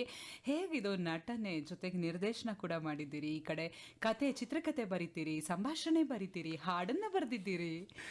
ಏನಂದ್ರೆ ಅದೇ ನಾನು ಹೇಳಿದ್ನಲ್ಲ, ರಾಘವೇಂದ್ರಗೆ ಕ್ರೆಡಿಟ್ ಕೊಟ್ಟನಲ್ಲ ಪರ್ವತವಾಣಿ ಮೊಮ್ಮಗ ಅಂತ. ನನ್ನ ಬರವಣಿಗೆ ಶುರುವಾಗಿದ್ದು ಅಲ್ಲಿ. ನಾನು ನಟ ಆಗಬೇಕು ಅಂತ ಬರಲೇ ಇಲ್ಲ, ನಾನು ಡೈರೆಕ್ಟರ್ ಆಗಬೇಕು ಅಂತಲೇ ಬಂದಿದ್ದು. ಅದಕ್ಕೋಸ್ಕರನೇ ಸ್ಕ್ರಿಪ್ಟ್ ಮಾಡ್ಕೋತಾ ಇದ್ದೆ, ವಿಜುವಲೈಸ್ ಮಾಡ್ತಾ ಇದ್ದೆ, ಕತೆ ಹೇಳ್ತಾ ಇದ್ದೆ. ರಾಕ್ಲೈನ್ ಸರು ನನ್ನ ನೋಡ್ಬಿಟ್ಟು ನೀನು ಯಾವುದೋ ಒಂಥರ ಎಕ್ಸ್ಟ್ರೀಮ್ಲಿ ಟ್ಯಾಲೆಂಟೆಡ್ ಹುಡುಗ ಇದೆಯಾ ಅಂದ್ಬಿಟ್ಟು ತಿಂಗಳು 5,000 ಕೊಡೋರು. ಒಂದು ಪಿಕ್ಚರು ಮಾಡಿಸ್ಕೊತಾ ಇರಲಿಲ್ಲ. ಬಟ್ ಒಂಥರ ಸಾಕ್ದಂಗೆ ಲೆಕ್ಕ. 1 ವರ್ಷನೂ 8 ತಿಂಗಳು ದುಡ್ಡು ಕೊಡೋರು. 5,000 ಏನು ಸರ್ ಬರ್ತೀರಿ, ಎಷ್ಟು ಖರ್ಚು ಮಾಡಿರ್ತೀನಿ ರೀ ನಿಮ್ಮ ಮೇಲೆ, ನೀವು ಅದೇ ಹೊರಗಡೆ ಪ್ರೂವ್ ಮಾಡಿಬಿಟ್ರೆ ನಂದೊಂದು ಇನ್ವೆಸ್ಟ್ಮೆಂಟ್ ಆಗ್ಬಿಡುತ್ತೆ ರೀ. ಅಕಸ್ಮಾತ್ ನೀವೇನೂ ಆಗಲಿಲ್ಲ, ನನ್ಗೆ ಯಾರಿಗೋ ಹೆಲ್ಪ್ ಮಾಡಿದೆ ಅಂತ ಅನ್ಕೊತೀನಿ, ನನಗೇನು ವೇಸ್ಟ್ ಅಲ್ಲ ಮನಿ ಅಂತ ನನ್ನ ಮೇಲೆ ಕಾನ್ಫಿಡೆನ್ಸ್ ಇಟ್ಟರು. ಹಾಗಾಗಿ ಹಂಸಲೇಖ ಅವರ ಪರಿಚಯ ಆಯಿತು. ಅಲ್ಲಿಂದ BN ಗಂಗಾಧರ್ ಅವರ ಪರಿಚಯ ಆಯಿತು. ಯಾವುದೋ ಪಿಕ್ಚರು ನಿಂತೋಗ್ಬಿಟ್ಟಿತ್ತು, ರವಿಚಂದ್ರನ್ ಪಿಕ್ಚರು, ಅದು ಯಾವುದೋ ಸುಂದರ ಲೋಕ ಅಂತ ಒಂದು ಸಿನಿಮಾ ನಿಂತೋಗ್ಬಿಟ್ಟಿತ್ತು. ಅದನ್ನು ಕಂಪ್ಲೀಟ್ ಮಾಡೋಕ್ಕೆ ಅಂತ ಹೋದವನು ನಾನು. ಅದನ್ನು ಸೇರಿಸಿ ತ್ಯಾಪೆ ಹಾಕಿ ಒಂದು ಹೊಸ ಕತೆ ಮಾಡಿ ನವೀನ್ ಮಯೂರ್ನ ಆರ್ಟಿಸ್ಟ್ ಆಗಿ ಮಾಡಿ, ಹೀರೋ ಆಗಿ ಮಾಡಿ, ಅದಕ್ಕೆ ಜೆಲ್ ಮಾಡಿ ಕೊಟ್ಟೆ. ಅದು ಲಕ್ಷಾಂತರ ರೂಪಾಯಿ ಸ್ಯಾಟಲೈಟ್ ರೈಟ್ಸ್ ಹೋಯ್ತು. ಪ್ರೀತಿ ಮಾಡೋ ಹುಡುಗರಿಗೆಲ್ಲ ಅಂತ ಟೈಟ್ಲ್ ಇಟ್ಬಿಟ್ಟು ರಿಲೀಸು ಮಾಡಿದ್ರು. ಸೊ ಅವ್ರಿಗೆ ಈ ಲೆವೆಲ್ ಟ್ಯಾಲೆಂಟೆಡ್ ಹುಡುಗ ಇದ್ದಾನೆ ಅಂದ್ಬಿಟ್ಟು BN ಗಂಗಾಧವರು ನನಗೆ ಡೈಲಾಗ್ ಬರೆಯೋಕೆ ಕೊಟ್ಟರು, ಯಾರಿಗೆ ಸಾಲ ಸಂಬಳಗೆ. ಅಲ್ಲಿಂದ ನಾನು ಅದೇ ಒಂಥರ. ಹಾಗಿದ್ರೆ ನಿಮ್ಮ ಮೊದಲ ಸಿನಿಮಾ ಅಲ್ಲ ಯಾರಿಗೆ ಸಲ್ಲತ್ತೆ ಸಂಬಳ ಇಂಡಸ್ಟ್ರಿನಲ್ಲಿ? 3 ಚಿಕ್ಕ ಪಾತ್ರಗಳು ಮಾಡಿದ್ದೀನಿ. ಒಂದು ಸೆಂಟ್ರಲ್ ಜೈಲ್ ಅಂತ, 13 ದಿವಸ ಕಾದಿದ್ದೀನಿ ಒಂದು ಶಾಟಿಗೆ. ಯಾರೋ ಒಬ್ರು ಕಪಾಳ ಕುಡಿತಾರೆ, ಸಾಯಿ ಕುಮಾರ್ ಬಂದು ಬಿಡಿಸ್ತಾರೆ. ಜೈಲ್ನಲ್ಲಿ ನಡೆಯೋ ಕತೆ ಒಂದೇ ಶಾಟ್ ಬರೋದು ನಾನು. ಆಮೇಲೆ ಶಿವಣ್ಣ ಅವ್ರ ಜೊತೆ ಕೃಷ್ಣಲೀಲೆ ಅಂತ ಒಂದು ಪಿಕ್ಚರ್ ಮಾಡಿದ್ದೀನಿ. ಪ್ರೀತ್ಸೆ ಒಂದು ಸ್ವಲ್ಪ ಮೇಜರ್ ಕ್ಯಾರೆಕ್ಟರ್, ಚಿಕ್ಕದು. ಅನ್ನು ಕಪೂರ್ ಮಾಡಿದ್ರು ಡರ್ರಲ್ಲಿ. ರಾಕ್ಲೈನ್ ಸರ್ ನನಗೆ ಈ ಪಾತ್ರ ಕೊಟ್ಟರು. ಸೊ ಅಲ್ಲಿಂದ ಅಂದರೆ 2 ಪಿಕ್ಚರ್ 3 ಪಿಕ್ಚರ್ ಅಷ್ಟು ಬಿಟ್ಟರೆ ನಾನು ಯಾರಿಗೆ ಸಲ್ಲದ ಸಂಬಳ ಸಿಕ್ಕೋಗ್ಬಿಡ್ತು. ಸೂಪರ್.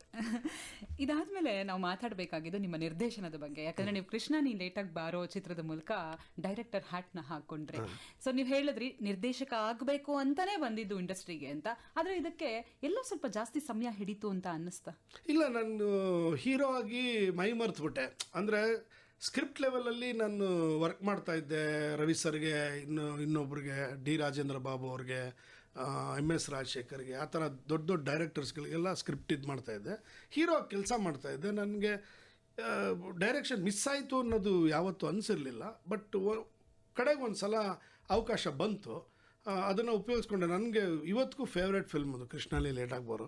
ಸೊ ಸಚಿನ್ ತೆಂಡೂಲ್ಕರ್ ಅಲ್ಲ ಅನ್ನೋ ಪಿಕ್ಚರ್ಗೆ ನನ್ನ ಹೆಂಡತಿಗೆ best playback singer award, state award ಕೊಟ್ಟರು. ಆಮೇಲೆ 11 ಇಂಟರ್ನ್ಯಾಷನಲ್ ಫೆಸ್ಟಿವಲಲ್ಲಿ ಪ್ರೊಜೆಕ್ಟ್ ಆಯಿತು. ಆಮೇಲೆ ನಾನು ಚೈಲ್ಡ್ ಆರ್ಟಿಸ್ಟ್ನ ಚಿಲ್ಡ್ರನ್ಸ್ ಫಿಲ್ಮ್ ಅದು, ಸುಹಾಸಿನಿ ಒಂದು ಮೇಜರ್ ರೋಲು, ಅವ್ರಿಗೆ ಐಫಾ ಅವಾರ್ಡ್ ಸಿಕ್ತು. ಆಮೇಲೆ ಆ ಹುಡುಗನಿಗೆ ಬೆಸ್ಟ್ ಚೈಲ್ಡ್ ಆರ್ಟಿಸ್ಟ್ ಸಿಕ್ತು. ಸೊ ಅದಕ್ಕಿಂತ ಇನ್ನೇನು ಅಚೀವ್ಮೆಂಟ್ ಬೇಕು ಅಂತ ನಂಗೆ ಖುಷಿ ಆಯಿತು. ನನಗೆ ಬರಬೇಕು ಅಂತ ಇಲ್ಲದಿಲ್ಲ. ಸೊ ಅದರಲ್ಲಿ ನನ್ನ ಕಾಂಟ್ರಿಬ್ಯೂಷನ್ ಇರುತ್ತಲ್ಲ, ಸೊ ಅದು ನನಗೆ ಖುಷಿ. ಇದ್ರ ಜೊತೆಗೆ ಸರ್, ಒಮ್ಮೆ ನೀವು ನಿರ್ದೇಶಕ ಅಂತ ಹೇಳಿ ಒಂದು ಸಿನಿಮಾ ಮಾಡಿದ್ಮೇಲೆ ಮತ್ತೊಬ್ಬ ನಿರ್ದೇಶಕರ ಕೆಳಗಡೆ ನೀವು ಕಲಾವಿದರಾಗಿ ಆಕ್ಟ್ ಮಾಡುವಾಗ ಎಲ್ಲ ಒಂದ್ ಕಡೆ ಅವ್ರು ಹೇಳೋ ತಡ್ಸ ಇದು ಹಿಂಗಲ್ಲ ಹಿಂಗಾಗ್ಬೋದಿತ್ತೇನೋ, ಸೊ ನಾನ್ ಮಾಡಿದ್ರೆ ಇದು ಇನ್ನೂ ಚೆನ್ನಾಗಿ ಮಾಡ್ತಿದ್ನೇನೋ ಅಂತ ಹೇಳಿ ಸ್ವಲ್ಪ ಎಲ್ಲೋ ಇರ್ಸು ಮುರ್ಸು ಆಗುತ್ತಾ ಮಾಡ್ಲಿಕ್ಕೆ? ಅದು ಡೈರೆಕ್ಟರ್ಗಳಿಗಾಗುತ್ತೆ. ಅದಕ್ಕೆ ನನಗೆ ಸಿನಿಮಾದಲ್ಲಿ ಕೆಲಸ ಕೊಟ್ಟಿಲ್ಲ ಇವಾಗ. ಈಗ ನನಗಾಗಲಿ, ನಾರಾಯಣ್ ಸರ್ಗಾಗಲಿ, ರಮೇಶ್ ಅವ್ರಿಗಾಗಲಿ ಎಲ್ಲ ಪ್ರಾಬ್ಲಮ್ ಆಗುತ್ತೆ. ಏನಕ್ಕೆ ಅಂದರೆ ನಾವು ಡೈರೆಕ್ಟರ್ಗಳಾಗ್ಬಿಟ್ಟಿದ್ದೀವಿ. ಆ ಹುಡುಗರಿಗೆ ಅನ್ನಿಸ್ಬೋದು, ಅಂದರೆ ದೊಡ್ಡವ್ರು ಯಾರಿಗೂ ಅನ್ಸಲ್ಲ. ದೊಡ್ಡ ಡೈರೆಕ್ಟರ್ಗಳಿಗೂ ಇನ್ಸೆಕ್ಯೂರಿಟಿ ಇರಲ್ಲ. ಈಗಿನ್ನೂ ಡೈರೆಕ್ಷನ್ಗೆ ಬಂದಿರ್ತಾರಲ್ಲ, ಈ ಶಾಟ್ ಹೆಂಗೆ ಹೇಳೋದು, ಅಯ್ಯಪ್ಪ ರವಿಚಂದ್ರನ್ ಪಿಕ್ಚರ್ ಮಾಡಿದ್ದಾನೆ, ಅಯ್ಯಪ್ಪ ಇನ್ನೊಂದು ಮಾಡಿದ್ದಾನೆ, ಸುಹಾಸಿನಿ ಡೈರೆಕ್ಟ್ ಮಾಡಿದ್ದಾನೆ, ಮಣಿರತ್ನಮ್ಗೂ ಬರ್ತಿದ್ದೀನಿ ನಾನು ಸ್ಕ್ರೀನ್ ಪ್ಲೇ, ಡುಮ್ ಡುಮ್ ಡುಮ್ ಅನ್ನೋ ಒಂದು ಪೋರ್ಷನ್. ಸೊ ಅವನು ಅಷ್ಟು ಇದು ಮಾಡಿದ್ದಾನೆ, ಸೊ ನಾವು ಹೆಂಗೆ ಶಾರ್ಟ್ ಹೇಳೋದು, ಆ ಥರದ್ದು ಇನ್ಸೆಕ್ಯೂರಿಟಿ ಅವ್ರಿಗಿರ್ಬೋದು, ನನಗಿಲ್ಲ. ನಾನು ಸ್ನಾನ ಮಾಡ್ಬೇಕಾದ್ರೆ ಯೋಚನೆ ಮಾಡ್ಬಿಡ್ತೀನಿ, ನಾನು ಡೈರೆಕ್ಟರ್ ಅಲ್ಲ ಆ್ಯಕ್ಟರ್ ಆಗಿ ಹೋಗ್ತಾ ಇದ್ದೀನಿ ಅಂತ ತೊಳ್ಕೊಂಡ್ಬಿಡ್ತೀನಿ ಎಲ್ಲ ಡೈರೆಕ್ಟ್ರು ಹೀಗೆ ಕಲೆಗಳನ್ನೆಲ್ಲ ನೀಟಾಗಿ. ಇವತ್ತಿಗೂ ನಾನು ಬೇರೆಯವ್ರ ಡೈರೆಕ್ಷನಲ್ಲೇ ಕೆಲಸ ಮಾಡ್ತಾ ಇರೋದು. ಸೀರಿಯಲ್ ಆಗಲಿ ಸಿನಿಮಾ ಆಗಲಿ ನನ್ನ ಅಸೋಸಿಯೇಟೇ ಶ್ರಾವಣಿ ಸುಬ್ರಹ್ಮಣ್ಯಗೆ ಡೈರೆಕ್ಟ್ರು. ಅವ್ನು ನನಗೆ ಸ್ಟಾರ್ ಕಟ್ ಹೇಳ್ತಾ ಇದ್ದಾನೆ, ನಾನು ಯಾವುದೂ ಕರೆಕ್ಷನ್ ಹೇಳಲ್ಲ, ಅವ್ನಿಗೇನು ಬೇಕೋ ಅದು ನಾನು ಮಾಡ್ತೀನಿ. ಮಾನಿಟ್ರು ಕೂಡ ನೋಡಲ್ಲ, ಅದು ಓಕೆ ಅಂದ ತಕ್ಷಣ ಆ ಡೈರೆಕ್ಟ್ರ್ ಓಕೆನಾ ನಾನು ಹೊರಟೋಗ್ತೀನಿ. ಅದು ನಾನು ಕಲ್ತಿರೋ ಪ್ರಿನ್ಸಿಪಲ್. ಬಟ್ ಅವ್ರಿಗೆ ಸ್ವಲ್ಪ ಇನ್ಸೆಕ್ಯೂರ್ಡ್ ಫೀಲಿಂಗ್ ಬರುತ್ತೆ. ಸೊ ನಂಗೆ ಇದನ್ನ ಕೇಳಿದ್ರೆ ಅನ್ನಿಸ್ತಾ ಇರೋದು ಮೋಹನ್ ಸರ್ ಬರೀ ನಿರ್ದೇಶಕ ಅಲ್ಲ, ನಿರ್ದೇಶಕರ ನಟ ಕೂಡ. ಹೌದು ಹೌದು, ನಿರ್ದೇಶಕರ ನಟ. ನಾನು ಹೆಂಗೆ ಮೌಲ್ಡ್ ಮಾಡ್ತಾರೋ ನಾನು ಮೌಲ್ಡ್ ಆಗ್ತೀನಿ. ಈಗ ನಾಗಿಣಿ 2ನಲ್ಲಿ ನನ್ನ ವಿಲನ್ ಆಗಿ ಪ್ರೆಸೆಂಟ್ ಮಾಡಿದ್ರು, ಸಖತ್ತಾಗಿ ಪ್ರೆಸೆಂಟ್ ಮಾಡಿದ್ರು. ನಾನು ಗೆಟಪ್ ಅಷ್ಟೇ ಚೇಂಜ್ ಮಾಡ್ಕೊಂಡಿದ್ದು, ಬಾಕಿ ಎಲ್ಲ ಅವ್ರು ಮಾಡಿಸಿದ್ದೆ. ಅವ್ರು ಕೇಳೋರು ನೀವು ಹಿಂಗೆ ಮಾಡಿ ಸರ್, ಓಕೆ. ಇಲ್ಲೊಬ್ರು ಅದೇ ಕುರಿತಾಗಿ ಸಂದೇಶ ಕಳಿಸ್ಕೊಟ್ಟಿದ್ದಾರೆ. ಸಂದೇಶ ಕಳಿಸಿ ಏನ್ ಹೇಳಿದ್ದಾರೆ ಅಂತ ಹೇಳಿದ್ರೆ, ನಮಸ್ಕಾರ ಸರ್, ನಾವು ಮಾದನ ಹಿಪ್ಪರಗಿಯಿಂದ ಶಿವಲಿಂಗಪ್ಪ ಭದ್ರೆ ಅಂತ ಹೇಳಿ. ನಿಮಗೆ ನಮಸ್ಕಾರ ಸರ್ ಎಕ್ಸ್ಪೆಷಲಿ, ಯಾಕೆಂದ್ರೆ ನಾಗಿನಿ ಧಾರಾವಾಹಿಯಲ್ಲಿ ನಾವು ನಿಮ್ಮ ಪಾತ್ರನ ಯಾವತ್ತೂ ಮರೆಯೋದಿಲ್ಲ. ಒಂದು ದಿನ ಮಿಸ್ ಮಾಡದೆ ನಾನು ಆ ಧಾರಾವಾಹಿಯನ್ನ ನೋಡಿದ್ದೀನಿ. ಎಂಥ ಪಾತ್ರ ಸರ್, ಸೂಪರ್ ಅಂತ ಕಳಿಸಿದ್ದಾರೆ. ಬಹುಶಃ ನೋಡಿ ಇಷ್ಟು ಸಾಕು ಅನ್ಸುತ್ತಲ್ಲ, ಎಷ್ಟು ಚಂದ ಅಚ್ಚೊತ್ತಿದೆ ಆ ಪಾತ್ರ ನೋಡುಗರ ಮನಸ್ಥಿತಿಯಲ್ಲಿ. ನಿಜ ನಿಜ ನಿಜ. ನನ್ನ ಸ್ಟೈಲೇ ಒಂಚೂರು, ನಾನು ರಾಜೇಂದ್ರ ಸಿಂಗ್ ಬಾಬು ಅಂತ ಡೈರೆಕ್ಟರ್ ಇದ್ದಾರೆ, SV ರಾಜೇಂದ್ರ ಸಿಂಗ್ ಬಾಬು ಅಂತ. ಅವರು ನಾವು ಕುರಿಗಳು ಕೋತಿಗಳು ಡೈರೆಕ್ಟರ್ ಅವರು ಮಾಡ್ತಾ ಇದ್ದಿದ್ದ ಕಾಲದಲ್ಲಿ ಎಲ್ಲ ಕಪ್ಪು ಕೂದಲೇ ಇರೋದು, ಇಷ್ಟು ಮಾತ್ರ ಗ್ರೇ ಆಗ್ಬಿಟ್ಟಿತ್ತು ಅವ್ರಿಗೆ ಒಂದು ಪೋರ್ಷನ್ನು. ಇದು ಎಲ್ಲರೂ ಸ್ಟೈಲಾಗಿ ಯೂಸ್ ಮಾಡಬೇಕಲ್ಲ ನನಗೆ ವಯಸ್ಸಾದ್ಮೇಲೆ ಅಂತ ಪ್ಲ್ಯಾನ್ ಮಾಡ್ತಾ ಇದ್ದೆ. ಆ ನಾಗಿಣಿಗೆ ಸಿಕ್ಬಿಡ್ತು. ಅದನ್ನ ಆ ಪ್ಯಾಚ್ ನ ಮಾಡಿಸ್ಕೊಂಡು ಹಿಂಗೆ ಹಾಕೊಂಡ್ಬಿಟ್ಟಿದ್ದೆ ತಲೆ ಕೂದಲಿಗೆ.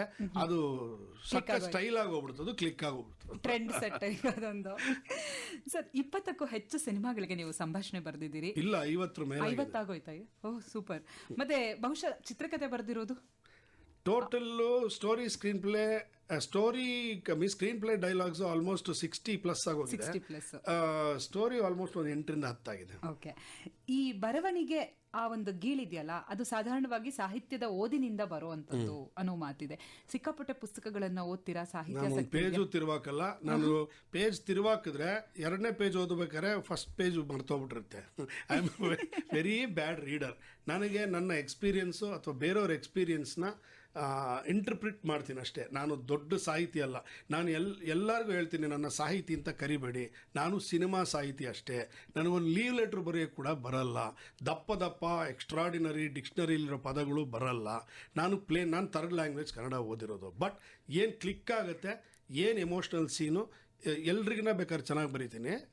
ಆದರೆ ನಾನು ಏನು ಓದ್ಕೊಂಡಿಲ್ಲ. ನನ್ನ ಎಕ್ಸ್ಪೀರಿಯನ್ಸು ಕಂಡವ್ರ ಎಕ್ಸ್ಪೀರಿಯನ್ಸಿಂದ ನಾನು ಕಲ್ತಿರೋದಷ್ಟೇ. ಅನುಭವ ಅದು ಬಿಟ್ಟರೆ ನಾನು ಯಾವುದು. ಆಮೇಲೆ ರೆಫರೆನ್ಸ್ಗೆ ಒಂದಷ್ಟು ಓದಿದ್ದುಂಟು. ಈಗ ಅಕಸ್ಮಾತ್ ನಿಮ್ಮ ಕನ್ನಡ ದೇವ ಬಗ್ಗೆ ಒಂದು ಕತೆ ಮಾಡಿದ್ರೆ ನನಗೆ ಎಷ್ಟು ರೆಫರ್ ಮಾಡಲೇಬೇಕು. ಅವನೇ ನನ್ನ ಅಣ್ಣ ಅಲ್ಲ, ತಮ್ಮ ಅಲ್ಲ. ಸೊ ನಾನು ಒಂದು ಸ್ವಲ್ಪ ಓದ್ಕೊಳ್ಳೇಬೇಕು. ಅಷ್ಟಕ್ಕೆ ಮಾತ್ರ ಸೀಮಿತ ನನ್ನ ಇದು. ನಾವೆಲ್ಸ್ ಆಗಲಿ ಇನ್ನೊಬ್ಬರದಾಗಲಿ ಓದಿ ಆಹಾ ಅಂತ ಡೈಜೆಸ್ಟ್ ಮಾಡಿಕೊಂಡು ನಮ್ಗೆ ಅದೆಲ್ಲ ಗೊತ್ತಿಲ್ಲ. ಅಂದರೆ ಬೈ ಆಕ್ಸಿಡೆಂಟ್ ನಾನು ರೈಟರ್ ಆಗಿರೋದು. ಅದಕ್ಕೆ ಮೋಸ ಮಾಡಿಲ್ಲ. ಅಕಸ್ಮಾತ್ ಮೋಸ ಮಾಡ್ತಾ ಇದ್ದೀನಿ ಅಂತ ಅನಿಸ್ದಾಗ ಓದ್ಕೋತೀನಿ.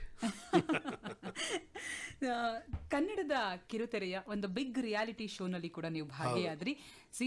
ಆ ಸೀಸನ್ ನಲ್ಲಿ 5 ಫೈನಲ್ ಯಾರಿದ್ರು ಸ್ಪರ್ಧಿಗಳು, ಅವರಲ್ಲಿ ನೀವು ಕೂಡ ಒಬ್ಬರಾಗಿದ್ರೆ. ಸೊ ಹೇಗನ್ನಿಸ್ತು ಆ ಒಂದು ಕಾರ್ಯಕ್ರಮ? ನಮಗೆ ನಾವು ಕೊಟ್ಕೊಳ್ಳೋ ಶಿಕ್ಷೆ ಅದು. ನನಗೆ ಒಂದು ಪಿಕ್ಚರ್ ಸ್ಯಾಟಲೈಟ್ ರೈಟ್ಸ್ ಆಗಬೇಕಾಗಿತ್ತು. ನಾನು ತುಂಬ ತೊಂದರೆಯಲ್ಲಿದ್ದೆ. 1.5 ಕೋಟಿ ಹಾಳಾಗ್ಬಿಟ್ಟಿತ್ತು, ನನ್ನ ನಾಶ ಆಗ್ಬಿಟ್ಟಿತ್ತು.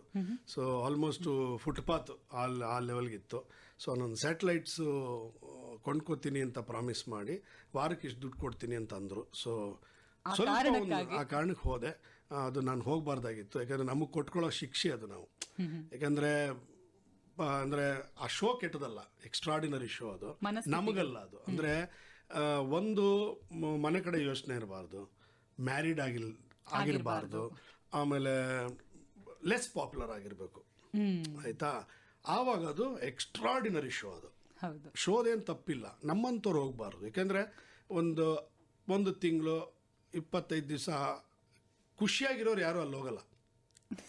ನಿಜವಾಗೂ ಹೇಳ್ತೀನಿ, ನನ್ನ ಪರ್ಸ್ನಲ್ ಇದು. ಅದು ಸಂತೋಷವಾಗಿ ಯಾರು ಇರೋರು ಹೋಗಲ್ಲ. Either they go for getting popular are getting ಮನಿ ಅಲ್ವಾ? ಈಗ ನನಗೆ ಪಾಪ್ಯುಲಾರಿಟಿಗೆ ಏನು ಕಡಿಮೆ ಇರಲಿಲ್ಲ, ಈಗಲೂ ಇಲ್ಲ. ನಾನೇನು ಅಂದರೆ ಎಮೋಷ್ನಲಿ ವೀಕ್ ಆಗಿಬಿಟ್ಟಿದ್ದೆ. ಅಂದರೆ ಆ ದುಡ್ಡಿನ ಕಾರಣಕ್ಕೆ ಇನ್ನೊಂದು. So I couldn't enjoy, I couldn't be my self. ಅದು ಒಂದು ಪ್ರಾಬ್ಲಮ್ ಆಯಿತು. ಸೊ ಹುಡುಗರಿಗೆ ಏನಾಗುತ್ತೆ, ಅಲ್ಲೇ ಅಫೇರ್ ಹಚ್ಕೊತಾರೆ, ಅಲ್ಲೇ ಕ್ಯಾಮ್ರಾ ಇರೋದನ್ನು ಮರ್ತು ಬಿಡ್ತಾರೆ. ನೆಕ್ಸ್ಟ್ ಡೇ ನಾನು ಯಾರೋ ನೀನು ಯಾರೋ. C it is all real, natural. ಈಗ ನಮಗೆ ಹೆಂಡತಿ ಮಕ್ಳು ಇರ್ತವೆ, ನಾವು ಒಂದು ಮಾಡಿದ್ರೆ ತಪ್ಪು, ಒಂದು ಮಾಡಿದ್ರೆ ಸರಿ, ಅದೆಲ್ಲ ಒಂಥರ. ಆಮೇಲೆ ಜನಗಳ ಕಣ್ಣಲ್ಲಿ ಮೋಹನ್ ಅಂದಾಗ ಅವ್ರದೇ ಆಗಿದ್ದೊಂದು ಪಿಕ್ಚರ್ ಇರುತ್ತೆ.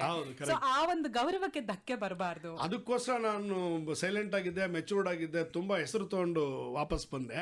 ಬಾಕಿಯವರೆಲ್ಲ ಹೆಸರು ಕಳ್ಕೊಂಡಿರೋರೇ ಜಾಸ್ತಿ ಹೋಗಿ. But show extraordinary show. ಅದು ಯಾವುದೋ ಬಿಗ್ ಬ್ರದರ್ ಅಂತ ಇತ್ತು, ಈಗ ಇಲ್ಲಿ ಆಗಿದೆ ಬಿಗ್ ಬಾಸ್ ಅಂತ. ಬಟ್ ಶೋ ಬಗ್ಗೆ ದೂಸರ ಮಾತಿಲ್ಲ, ಎಕ್ಸ್ಟ್ರಾಡಿನರಿ. ಅದು ಯಾರು ಕಂಡಿಡಿದ್ರು ಪಾಪಿಗಳು. 17 ಕಂಟೆಸ್ಟೆಂಟ್ಸ್ಗೆ ಒಂದು ಇನ್ಸಿಡೆಂಟ್ ಇರ್ತಾರೆ, 17 ಥರ ರಿಯಾಕ್ಟ್ ಮಾಡ್ತಾರೆ. ಅದೇ ಒಂದು ಗ್ರೇಟ್ ಕಂಟೆಂಟು. ಸೊ ಅದು ಉಕ್ಕಡಪ್ಪು, ರಿಟರ್ನ್, ಅದೆಲ್ಲ ಬುಲ್ಶಿಟ್, ಅದೆಲ್ಲ ಸುಳ್ಳು. ಯಾವುದು ಉಕ್ಕಡಪ್ಪ, ಒಬ್ರಿಗೊಬ್ರು ತಂದಿಡೋದು ಉಕ್ಕಡಪ್ ಬಿಟ್ರೆ ಬೇರೆ ಏನು ಉಕ್ಕಡಪ್ಪಲ್ಲ. It is a real show. So ಒಂದ್ ರೀತಿ ಇದು ಹ್ಯೂಮನ್ ಸೈಕಾಲಜಿನಲ್ಲಿ ಅರ್ಥ ಮಾಡ್ಕೋಬಹುದು. ಎಕ್ಸಾಕ್ಟ್ಲಿ ರೀ, ಅಷ್ಟೇ, ಬೇರೆ ಏನಿಲ್ಲ. ಏನು ನಾವೆಷ್ಟು ಕಾಂಪ್ಲಿಕೇಟೆಡ್ ಇರ್ತೀವೋ ಅಷ್ಟು ಕಾಂಪ್ಲಿಕೇಟೆಡ್ ಆಗುತ್ತೆ ಶೋ. ಹೌದು, ನಾವೆಷ್ಟು ಸುಲಭವಾಗಿ ಅಲ್ಲಿ ಹೋಗ್ತೀವಿ ಅಷ್ಟೇ ಈಸಿ ಅನ್ಸುತ್ತೆ. ಸರ್, ಇಲ್ಲಿ ನಿಮ್ಗಾಗಿ ಸಂದೇಶ ಕಳಿಸ್ಕೊಟ್ಟಿದ್ದಾರೆ. ನಿಜ ಸರ್, ನೀವ್ ಹೇಳಿದ್ದು ಅವಾಗೆಲ್ಲ ನಾವು ಥಿಯೇಟರ್ ಮುಂದೆ ಪೊಲೀಸರ ಕೈಲಿ ಒದೆ ತಿಂದು ಟಿಕೆಟ್ ತಗೊಂಡು ಸಿನಿಮಾ ನೋಡಿದ್ದಿದೆ. ತುಂಬಾ ಖುಷಿ ಆಯ್ತು ನಂಗೆ ನಿಮ್ಮ ಮಾತುಗಳನ್ನ ಕೇಳಿ ಅಂತ ಹೇಳಿ ಸೋಮಶೇಖರ್ ಅವರು ಸಿರಿಗೆರೆಯಿಂದ ಸಂದೇಶವನ್ನ ಕಳಿಸ್ಕೊಟ್ಟಿದ್ದಾರೆ. ಹಾಗೆ ಸಂದೇಶ ಕಳಿಸಿ ಹೇಳ್ತಾ ಇದ್ದಾರೆ, ಮುದ್ದೇಬಿಹಾಳದಿಂದ ವಿಜಯ ಗಸ್ತಿಗಾರ್ ಅವರು ಸಂದೇಶ ಕಳಿಸ್ಕೊಟ್ಟಿದ್ದಾರೆ. ಸರ್, ನಿಜವಾಗ್ಲೂ ನಿಮ್ಮ ಸಿನಿಮಾಗಳನ್ನ ಒಂದೂ ಬಿಡದಂಗೆ ನಾನು ನೋಡಿದ್ದೀನಿ, ಸಿಕ್ಕಾಪಟ್ಟೆ ಎಂಜಾಯ್ ಮಾಡಿದ್ದೀವಿ ನಾವು ಅಂತ ಹೇಳಿ ಸಂದೇಶವನ್ನ ಕಳಿಸಿದ್ದಾರೆ. ಹಾಗೆ ಸಂದೇಶವನ್ನ ಕಳಿಸಿಕೊಟ್ಟು ಹೇಳ್ತಾ ಇರೋದು, ಕನ್ನಡದ ಮುದ್ದು ಮುಖದ ನಟ ಮೋಹನ್ ಅವರಿಗೆ ಅಭಿನಂದನೆಗಳು. ರವಿಚಂದ್ರನ್ ಸರ್ ಜೊತೆ ಮಲ್ಲದಲ್ಲಿ ನಿಮ್ಮ ನಟನೆ ನನಗೆ ತುಂಬಾ ಇಷ್ಟ. ಅಲ್ಲದೆ ಹಾಸ್ಯ ಪಾತ್ರಗಳಲ್ಲಿ ನಿಮ್ಮನ್ನು ನೋಡೋದಕ್ಕೆ ನಂಗೆ ಇವತ್ತು ತುಂಬಾ ಖುಷಿ ಆಗುತ್ತೆ. ಇತ್ತೀಚೆಗೆ ಕಿರುತೆರೆಯ ನಿಮ್ಮ ನಟನೆ ಕೂಡ ಅದ್ಭುತ ಸರ್ ಅಂತ ಹೇಳಿ ಮುನ್ಸೂರ್ ಸುಧಾರಾಣಿ ಅವರು ಸಂದೇಶ ಕಳಿಸ್ಕೊಟ್ಟಿದ್ದಾರೆ ದಾವಣಗೆರೆಯಿಂದ. ಸೊ ಇವಾಗ ನಾವು ರವಿಚಂದ್ರನ್ ಸರ್ ಜೊತೆ ನಿಮ್ಮ ಒಂದು ಒಡನಾಟದ ಬಗ್ಗೆ ಮಾತಾಡಲೇಬೇಕು. ನಾನು ನನ್ನ ಕನಸಿನ ನಿರ್ದೇಶಕ ಅವರು ಅಂದರೆ ಲೈಕ್ ಪುಟ್ಟಣ್ಣ ಬಿಟ್ಟರೆ ನನಗೆ ರವಿ ಸರನ್ನೇ ತುಂಬ ಇಷ್ಟ. ಸೊ ನಾವೆಲ್ಲ ಅವರು ರಣಧೀರ ಮಾಡಿದ ಕಾಲದಲ್ಲಿ 7:30 ಕ್ಯೂ ನಿಂತ್ಕೊಂಡು ಟಿಕೆಟ್ ತೊಗೊಂಡು ಅಲ್ಲಿ ಯಾವುದೋ ನೀರು ಬೀಳ್ತಾಯಿತ್ತು, ತೊಟ್ಟಿಗ್ತಾಯಿತ್ತು. ಆಮೇಲೆ ನೋಡಿದ್ರೆ ಅದು ಟಾಯ್ಲೆಟ್ ಲೀಕ್ ಆಗ್ತಾಯಿತ್ತು. ಆಮೇಲೆ ನಮ್ಮ ನಾಲ್ಕಸನ ಸರ್ಕಲಲ್ಲಿ ನನ್ನ ಫ್ರೆಂಡ್ ಒಬ್ಳಿದ್ಲು, ಅವಳು ಮನೇಲಿ ಸ್ನಾನ ಮಾಡ್ಕೊಂಡು ಪಿಕ್ಚರ್ ನೋಡಿರೋ ಕಾಲ ಇದೆ. ಸೊ ಅವ್ರ ಜೊತೆನೇ ಅಂದರೆ ಅವ್ರಿಗೆ ನಾನು ರೈಟ್ರಾಗಿ ಅಥವಾ ಫ್ರೆಂಡಾಗಿ ಅಭಿನಯ ಮಾಡಬೇಕು ಅಂದರೆ ಅದು ನನ್ನ 7 ಜನ್ಮದ ಪುಣ್ಯ ಅನ್ಸ, ಡ್ರೀಮ್ ಕಮ್ ಟ್ರೂ. ಸೊ ನಾನು ಹೆಚ್ಚು ಕಡಿಮೆ ನಂದು ಅವ್ರದ್ದು ಒಂದೇ ಸ್ವಭಾವ, ಹಾಗಾಗಿ ಸ್ವಲ್ಪ ಜೆಲ್ ಆಗ್ತೀವಿ ನಾವು, ಒಂದು ವೇವ್ ಲೆಂತ್ ಮ್ಯಾಚ್ ಆಗುತ್ತೆ. ಅದ್ಭುತ ಮನುಷ್ಯ, is an institute, not a man. So ಅಷ್ಟೇ, ಇನ್ಸ್ಟಿಟ್ಯೂಟ್. ಅದು ಅಷ್ಟೇ, ಬೇಕಾದಷ್ಟು ಜಾಗದಲ್ಲಿ ಬೇಕಾದಷ್ಟು ಹೊಗಳ್ಬಿಟ್ಟಿದ್ದೀನಿ. ಏನ್ ಗೊತ್ತಾ, ನಿಮ್ ಬಗ್ಗೆ ಸರ್ಚ್ ಮಾಡಿದ್ರೆ ಗೂಗಲ್ ಕೂಡ ಹೇಳೋದು ರವಿಚಂದ್ರನ್ ಅವರ ಎಲ್ಲಾ ಸಿನಿಮಾಗಳಲ್ಲಿ ಮೋಹನ್ ಅಭಿನಯಿಸಿದ್ದಾರೆ ಅಂತ ಹೇಳಿ ಬರುತ್ತೆ. ಸೊ ಹಾಗಾಗಿ ಮಾಡೋದೇ 3 ಮತ್ತೊಂದು ಸಿನಿಮಾ. ಬಟ್ ಏನಂದ್ರೆ ಅವ್ರ ಒಡನಾಟ ಜಾಸ್ತಿ ಇತ್ತು. ಅವ್ರು ಕಸಿನೋ ಆಡೋಕೆ ಹೋದಾಗ ಕರ್ಕೊಂಡು ಹೋಗ್ಬಿಡೋದು, ಸುಮ್ಮನೆ ಫಾರಿನ್ಗೆ ಕರ್ಕೊಂಡು ಹೋಗ್ಬಿಡೋರು. ಒಟ್ಟಿನಲ್ಲಿ ನಾನು ಇರಬೇಕು ಅವ್ರ ಜೊತೆ, ಆ ಥರ ಸ್ನೇಹ. ಯಾವುದೋ ಜನ್ಮದ ಪುಣ್ಯ, ಆ ಥರ ಸಾಧಕರೆಲ್ಲ ನನ್ನ ಸ್ನೇಹಕ್ಕೆ ಇಷ್ಟಪಡ್ತಾರೆ ಅಂತ. ತುಂಬಾ ತುಂಬಾ ಖುಷಿ ಆಗುತ್ತೆ ನಂಗೇನಂದ್ರೆ, ಇವಾಗ ಮೋಹನ್ ಸರ್ ನಂಗೂ ಫ್ರೆಂಡ್, ಈಗ ನಂಗೂ ಖುಷಿ. ಮತ್ತೊಂದು ಗೀತೆ ಕಾಯ್ತಾ ಇದೆ. ಈ ಹಾಡು ತುಂಬಾ ಸ್ಪೆಷಲ್ ಆಗಿರುವಂತದ್ದು ನಿಮ್ಮ ಕೆರಿಯರ್ ನಲ್ಲಿ. ಸೊ ಈ ಹಾಡನ್ನು ಕೇಳಿ ಆ ಬಗ್ಗೆ ಆನಂತರ ಮಾತಾಡೋಣ. ಅಯ್ಯೋ ಅಮ್ಮ, ನಮಗೂ ನಗೆಯ ಭಾರವನ್ನ ತಡ್ಕೊಳಕ್ಕಾಗ್ತಿಲ್ಲ. ಈ ಒಂದು ಕ್ಯಾರೆಕ್ಟರ್ ಬಗ್ಗೆ ಹೇಳಿ ಸರ್. ಪಕ್ಕದ ಮನೆ ಹುಡುಗಿ ಚಿತ್ರದ ಈ ಆಫರ್ ಸಿಕ್ಕಿದ್ದು, ಆಕ್ಟ್ ಮಾಡಿದ್ದು ವಿಭಿನ್ನವಾದಂಥ ಪಾತ್ರ ಇದು. ಅದು MS ರಾಜಶೇಖರ್ ಅವರು ಅದು ಡೈರೆಕ್ಟ್ ಮಾಡುವಾಗ ನನಗೆ ಗೊತ್ತಿಲ್ಲ ಏನು ಬ್ಯಾಕ್ಗ್ರೌಂಡಲ್ಲಿ ಏನು ನಡೆದಿದೆ ಅಂತ. ನನಗೆ ಬರೋಕ್ಕೆ ಶುರು ಆಯಿತು.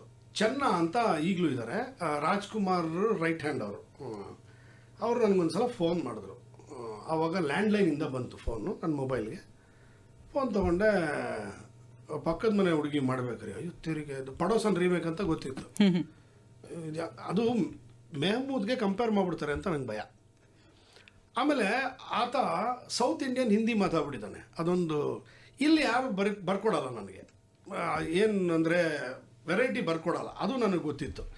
ಬೇಡ ಅಂದ್ಬಿಟ್ಟು, ನನಗೆ ತಲೆ ಬೋಳ್ಸೋಕ್ಕಾಗಲ್ಲ, ಅವನ ಥರ ಗೆಟಪ್ಪು ಮಾಡ್ಕೊಳಕ್ಕಾಗಲ್ಲ, ನಾನು ಬಿಟ್ಬಿಡಿ ಅಂತ ನನಗೆ ಕಂಟಿನ್ಯೂಟಿ ಪ್ರಾಬ್ಲಮ್ ಆಗಿದೆ, 2-3 ಸಾಂಗು ಬ್ಯಾಲೆನ್ಸ್ ಇದೆ ನನ್ನ ಬೇರೆ ಪಿಕ್ಚರ್ದು, ಬಿಟ್ಬಿಡಿ ಅಂತ ಹೇಳ್ಬಿಟ್ಟು ಚೆನ್ನವ್ರಿಗೆ ಹೇಳ್ಬಿಟ್ಟೆ.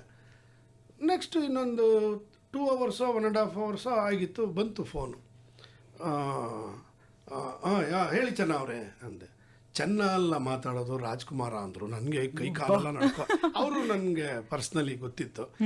ಏನು ನೀವು ಬೇಡ ಅಂದ್ರಂತೆ ಸಿನಿಮಾನ, ನಾನೇ ಇವ್ರನ್ನ ಹಾಕೊಳ್ಳೋಕೆ ಹೇಳಿದ್ದು. ನನಗೆ ಕೈ ಕಾಲೆಲ್ಲ ನನಗೆ ತೊದಲು ಒಂಥರ ನನಗೆ ಆರಾಧ್ಯ ದೈವ ಅಯ್ಯಪ್ಪ.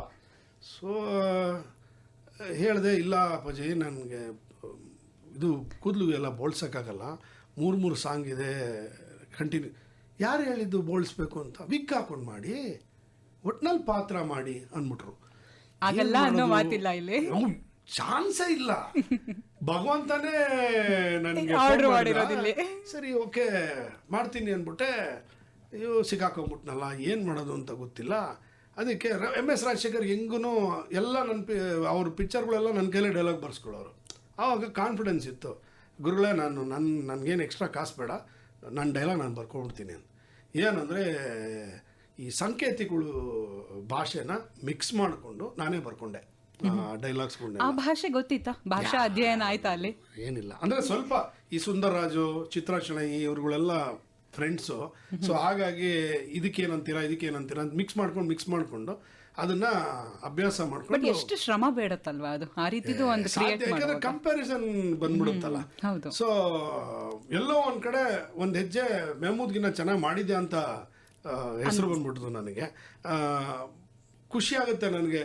ಇನ್ನೊಂದು ಹೇಳಬೇಕು, ನಾನು ಯಾವುದೋ ಒಂದು ಶೋ ಅಂದರೆ ಕಂಠೀರವ ಅಲ್ಲಿ ಮುಹೂರ್ತ ಇತ್ತು, ಹೋಗಿದ್ದೀನಿ ನಾನು. ಅಣ್ಣವರು ಪಾರ್ವತಮ್ಮನವರು ಇಬ್ಬರು ಬಂದಿದ್ದಾರೆ. ನಾನು ಕಾಲಿಗೆ ನಮಸ್ಕಾರ ಮಾಡಿದೆ. ಅವ್ರು ನನ್ನ ರೆಕಗ್ನೈಸ್ ಮಾಡಿಲ್ಲ ಅಂತ ಅನ್ಸುತ್ತೆ. ನಾನು ಅವಾಗ ಮೀಸೆ ಎಲ್ಲ ತೆಗೆದುಬಿಟ್ಟಿದ್ದೆ, ಚಿಕ್ಕ ಕೂದಲು ಮಾಡಿಸ್ಬಿಟ್ಟಿದ್ದೆ. ವಿಗ್ ಹಾಕೊಂಡು ಮಾಡೋದು ಬೇಡ, ನಂಗೆ ಯಾವ್ದು ಪುಡುಗಸಿ ಯಾವುದೂ ಇರಲಿಲ್ಲ ಸಾಂಗು, ಸುಮ್ಮನೆ ಸುಳ್ಳು ಹೇಳಿದ್ದು. ಸೊ ಅದಕ್ಕೆ ಏನು ಬೇಡ ಅಂದ್ಬಿಟ್ಟು ಚಿಕ್ಕದು ಕೂದಲು ಮಾಡಿಸ್ಬಿಟ್ಟು ಮೀಸೆ ತೆಗೆದುಬಿಟ್ಟಿದ್ದೆ. ಸರಿ, ಎಲ್ಲಿ ಮೋಹನ್ ಅವ್ರು ಎಲ್ಲಿ ಅಂತ ಚೆನ್ನನ್ ಕೇಳ್ತಾ ಇದ್ದಾರೆ. ಇಲ್ಲೇ ಬಂದ್ರಲ್ಲ ಅಪ್ಪಾಜಿ, ಕಾಲಿಗೆ ನಮಸ್ಕಾರ ಮಾಡು, ಕರೀರಿ ಅನ್ನು ನೋಡಿದ್ರೆ ಕುತ್ತಿಗೆ ಮೇಲೆ ಕೈ ಹಾಕ್ಕೊಂಡು ಕಂಠೀರವಲ್ಲಿ ನಡ್ಕೊಂಡು ಹೋಗ್ಬಿಟ್ರು. ನನಗೆ ರಾಜ್ಕುಮಾರ್ ಭುಜದ ಮೇಲೆ ಕೈ ಹಾಕಿದ್ದಾರೆ. ಸರಿ, ಇದು ಹೇಗೆ ನಡೀತಾ ಇದೆ ಬರವಣಿಗೆ ಅಂದರು. ಸರಿ, ಬರಿತಾ ಇದ್ದೀನಿ ಅಪ್ಪಾಜಿ. ನೀವು ಅಭಿನಯ ಮಾಡ್ತಿರೋ ಬಿಡ್ತಿರೋ, ಬರವಣಿಗೆ ಬಿಟ್ಟರೆ ಈ ರಾಜ್ಕುಮಾರ ನೊಂದ್ಕೊಂಡ್ಬಿಡ್ತಾನೆ ಅಂದರು. ನನಗೆ ಒಂಥರ ಆಕಾಶನೇ ತಲೆ ಮೇಲೆ ಬಿದ್ದಂಗೆ ಆಗೋಯ್ತು. ಯಾಕೆಂದರೆ ಅಪ್ಪು ಅವ್ರದ್ದು ಫಸ್ಟ್ ಪಿಕ್ಚರ್ ನಾನೇ ಬರೀಬೇಕಾಗಿತ್ತು. ಆ ಕಥೆನೂ ಓಕೆ ಆಗಿತ್ತು, ಸ್ಕ್ರೀನ್ ಪ್ಲೇನೂ ಓಕೆ ಆಗಿತ್ತು. ಅಪ್ಪು ಅವರು ಒಂದು 2-3 ಪಿಕ್ಚರ್ ನಂತರ ಮಾಡ್ತೀನಿ, ಇದು ಮೆಚೂರ್ಡ್ ಸಬ್ಜೆಕ್ಟ್ ಆಗ್ಬಿಡುತ್ತೆ, ಕಾಲೇಜ್ ಸ್ಟಫ್ ಬೇಕು ಬಿಗಿನಿಂಗ್ಗೆ ಅಂತ ಫೀಲ್ ಮಾಡಿದ್ರು. ಅದಕ್ಕೆ ಅಂತ ಡ್ರಾಪ್ ಆಗಿದ್ದು ಪಿಕ್ಚರು. ಸೊ ಅದೆಲ್ಲ ಬರೆದಿದ್ದು ಜ್ಞಾಪಕ ಇತ್ತಲ್ಲ. ಸೊ ಹಾಗಾಗಿ ಆ ಥರ ಕಾಂಪ್ಲಿಮೆಂಟ್ ಕೊಟ್ಟರು. ಈಗ 50 ವರ್ಷ ನನಗೆ ಈವರೆಗೂ ಆ ಥರದ ಕಾಂಪ್ಲಿಮೆಂಟ್, ಅದಕ್ಕೆ ಮೀರಿದ ಕಾಂಪ್ಲಿಮೆಂಟ್ ನನಗೆ ಸಿಕ್ಕೇ ಇಲ್ಲ. ನಾನು ಇನ್ನೊಂದು ಕಾಂಪ್ಲಿಮೆಂಟ್ ಕೊಡ್ಲಾ? ನಂಗೆ 50 ವರ್ಷ ಅಂತ ಅನ್ನಿಸ್ತಾ ಇಲ್ಲ ನಿಮಗೆ? ಇಲ್ಲೊಬ್ರು ಸಂದೇಶ ಕಳಿಸಿ ನಿಮ್ಗಾಗಿ ಹೇಳ್ತಿದ್ದಾರೆ, ದಯಮಾಡಿ ಸ್ವಲ್ಪ ಒಳ್ಳೆ ಅಪ್ಪ ಆಗಿ ಶ್ರಾವಣಿ ಬಗ್ಗೆ ಕರುಣೆ ತೋರಿಸಿ ಅಂತ ಹೇಳಿ ದಾವಣಗೆರೆಯಿಂದ ಗಣೇಶ್ ರಾವ್ PS ಅವರು ಸಂದೇಶ ಕಳಿಸಿದ್ದಾರೆ. ಎಷ್ಟು ಇಂಪ್ಯಾಕ್ಟ್ ಮಾಡುತ್ತೆ ನೋಡಿ ಒಂದು ಪಾತ್ರ. ಅಲ್ಲ, ನನ್ನ ಪಾತ್ರಕ್ಕೆ, ನನ್ನ ಜೀವನಕ್ಕೆ ವಿರುದ್ಧ, ನನ್ನ ನೇಚರ್ಗೆ ವಿರುದ್ಧ. ನಾನು ಸುಮ್ಮನೆ ತಮಾಷೆ ಮಾಡ್ತಾ ಇರ್ತೀನಿ, ಸೊಳ್ಳೆ ಹೆಣ್ಣು ಅಂತ ಗೊತ್ತಾದ್ರೆ ಅದನ್ನೂ ಹೊಡೆಯಲ್ಲ ಕಣೆ ನಾನು.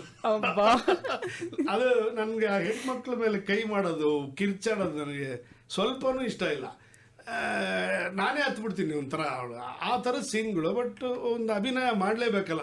ನಾನು ಅಪ್ಪ ಮಗಳಿಗೆ ಆಗ್ತಾ ಇಲ್ಲ ಅಂತ ಅಂದಾಗ ಅದನ್ನ ತೋರಿಸ್ಬೇಕಲ್ಲ. ಸೊ ಅದು ನನ್ನ ಪಾತ್ರ, ವೃತ್ತಿ ಧರ್ಮ, ಅದು ಏನು ಮಾಡೋಕ್ಕಾಗಲ್ಲ. ಇನ್ನೊಬ್ರು ಸಂದೇಶ ಕಳಿಸಿ ಹೇಳ್ತಿದ್ದಾರೆ, ಮೋಹನ್ ಸರ್ ನಮಸ್ಕಾರ, ಸ್ಟುಡಿಯೋಗೆ ಬಂದಿದ್ದು ಬಹಳ ಖುಷಿ ಆಗ್ತಾ ಇದೆ. ನೀವು ನಟಿಸಿ ನಿರ್ದೇಶನ ಮಾಡಿರುವಂಥ ಎಲ್ಲ ಸಿನಿಮಾಗಳನ್ನ ನಾವು ನೋಡಿದ್ದೀವಿ. ಹಾಸ್ಯವನ್ನ ಗೆಳೆಯರ ಮಧ್ಯೆ ಹೀಗೂ ತರಬಹುದು ಅನ್ನೋದನ್ನ ನಿಮ್ಮ ಚಿತ್ರಗಳಿಂದ ನಾವು ಅದನ್ನ ಕಂಡುಕೊಂಡ್ವಿ. ಅದರಲ್ಲೂ ಕೋದಂಡರಾಮ ಚಿತ್ರದ ನಿಮ್ಮ ಮತ್ತೆ ಸಾಧು ಸರ್ ಅವರ ಕಾಮಿಡಿನ ನಾವು ಮರೆಯೋದಕ್ಕೆ ಸಾಧ್ಯನೇ ಇಲ್ಲ. ಸೊ ಒಂದ್ ರೀತಿ ಎವರ್ಗ್ರೀನ್ ಮೂವಿಗಳು ನೀವು ಆಕ್ಟ್ ಮಾಡಿರುವಂಥದ್ದು ಅಂತ ಹೇಳಿ ವೀರೇಶ್ ಇಳಿಗಾರ್ ಹಿಟ್ನಾಳದಿಂದ ಹೇಳ್ತಾ ಇದ್ದಾರೆ. ಅದು ಕ್ಲಾಸಿಕ್ಸ್ ಆಗ್ಬಿಟ್ಟಿದೆ. ಈ ಕುರಿಗಳು ಆಗಲಿ, ಕೋತಿಗಳು ಆಗಲಿ, ಆ ಹಾಲು ಕರಿಯೋ ಸೀನು, ಆ ಥರದ್ದು. ಓಳು ಸರ್ ಬರೀ ಓಳು ಅಂತ ಇನ್ನೊಂದು ನಾನು ಹೆಣ್ಣು ಪಾತ್ರ ಮಾಡಿದ್ದೆ, ಅದೂ 100 ಡೇಸ್ ಹೋಯ್ತು picture. It is not the number that counts, it is the quality that counts. So ಎಷ್ಟು ವರ್ಷ ಬದುಕಿದೀವಿ ಅನ್ನೋದಲ್ಲ, ಇಷ್ಟು ವರ್ಷ ಚೆನ್ನಾಗಿ ಬದುಕಿದೀವಿ ಅನ್ನೋದು ಮುಖ್ಯ. ಹಾಗಾಗಿ ಒಳ್ಳೊಳ್ಳೆ ಸಿನಿಮಾಗಳು ನನ್ನ ಪಾಲಿಗೆ ಸಿಕ್ತು, ಅದೇ ನನ್ನ ಪುಣ್ಯ. ಇನ್ನೊಬ್ರು ಸಂದೇಶ ಕಳಿಸಿ ಹೇಳ್ತಾ ಇದ್ದಾರೆ, ಸುಬ್ರಹ್ಮಣ್ಯ ಜಯಂತ್ ಅಂತ ಬೆಂಗಳೂರಿನಿಂದ, ನಿಮ್ಮ ಕುರಿಗಳು ಸರ್ ಕುರಿಗಳು ಸಿನಿಮಾನ ನೋಡಿ ನಗದೇ ಇರೋರು ಯಾರು ಇದಾರ ಅಂತ ಹುಡುಕ್ಬೇಕು, ಯಾಕಂದ್ರೆ ಯಾರೂ ಸಿಗೋದಿಲ್ಲ, ಅಷ್ಟು ಆನಂದ ಕೊಡುವಂತ ಸಿನಿಮಾ ಅದು. ಸೊ ಧನ್ಯವಾದಗಳು ಸರ್ ಇಂಥ ಸಿನಿಮಾ ಕೊಟ್ಟಿದ್ದಕ್ಕೆ ಅಂತ ಹೇಳ್ತಾ ಇದ್ದಾರೆ. ಇನ್ನೊಬ್ರು ಸಂದೇಶ ಕಳಿಸಿದ್ದಾರೆ, ಕನ್ನಡ ಚಿತ್ರರಂಗದಲ್ಲಿ ಕೆಲವರನ್ನ ನೋಡಿದ್ರೆ ಅವರು ನಟ ಅಂತ ಅನ್ಸೋದಿಲ್ಲ, ಅವ್ರು ನಮ್ಮವರು ನಮ್ಮನೆಯವರು ಅಂತ ಅನ್ಸುತ್ತೆ. ಸೊ ಅಂಥವರಲ್ಲಿ ನೀವು ಕೂಡ ಒಬ್ರು ಸರ್ ನಮ್ಗೆ ಅಂತ ಹೇಳಿ ಸುನಿಲ್ ಅಂತ ಗೌಡನಪಾಳ್ಯ ಬೆಂಗಳೂರಿನಿಂದ ಸಂದೇಶ ಕಳಿಸ್ಕೊಟ್ಟಿದ್ದಾರೆ. ಹಾಗೆ ಮೋಹನ್ ಸರ್ ನಿಮ್ಗೊಂದು ಪ್ರಶ್ನೆ ಅಂತ ಹೇಳಿ ಇಲ್ಲೊಬ್ರು ಸಂದೇಶ ಕಳಿಸಿ ಹೇಳ್ತಾ ಇದ್ದಾರೆ, ಗ್ರಾಮೀಣ ಭಾಗದಲ್ಲಿ ಎಷ್ಟೋ ಸಲ ಥಿಯೇಟರ್ ಇರೋದಿಲ್ಲ, ಚಿತ್ರಗಳನ್ನ ನೋಡ್ಬೇಕು ಅಂತ ಹೇಳಿ ನಾವು ಜಿಲ್ಲೆಗಳಿಗೆ ಹೋಗ್ತೀವಿ ನಮ್ಮ ಹಳ್ಳಿಗಳನ್ನ ಬಿಟ್ಟು. ಆದ್ರೆ ಇತ್ತೀಚಿನ ಕನ್ನಡ ಸಿನಿಮಾಗಳನ್ನ ನೋಡ್ಕೊಂಡು ಬರುವಾಗ ತುಂಬಾ ನಿರಾಸೆ ಅಂತ ಅನ್ಸುತ್ತೆ, ಥಿಯೇಟರ್ಗೆ ಯಾಕೆ ಬರ್ಬೇಕಿತ್ತು ನಾವು ಅಂತ ಅನ್ಸುತ್ತೆ ಅಂತ ಹೇಳಿ ಶಿವಲಿಂಗಪ್ಪ ಅವರು ಕೇಳ್ತಾ ಇದ್ದಾರೆ. ಸೊ ಒಂದ್ ರೀತಿ ಬೇಸರ ಅಲ್ಲ ಇದು? ಅದನ್ನೇ ನಾನು ಪ್ರಾರಂಭದಲ್ಲೇ ಹೇಳಿದೆ, ಬಟ್ ಏನು ಮಾಡಕ್ಕಾಗಲ್ಲ. ಪಾಪ ಯಾರು ಕೆಟ್ಟ ಸಿನಿಮಾ ಮಾಡ್ಬೇಕು ಅಂತ ಯಾರು ಮಾಡಲ್ಲ, ಹೌದು, ಅದ್ ಏನೋ ರೀಚ್ ಆಗಲ್ಲ.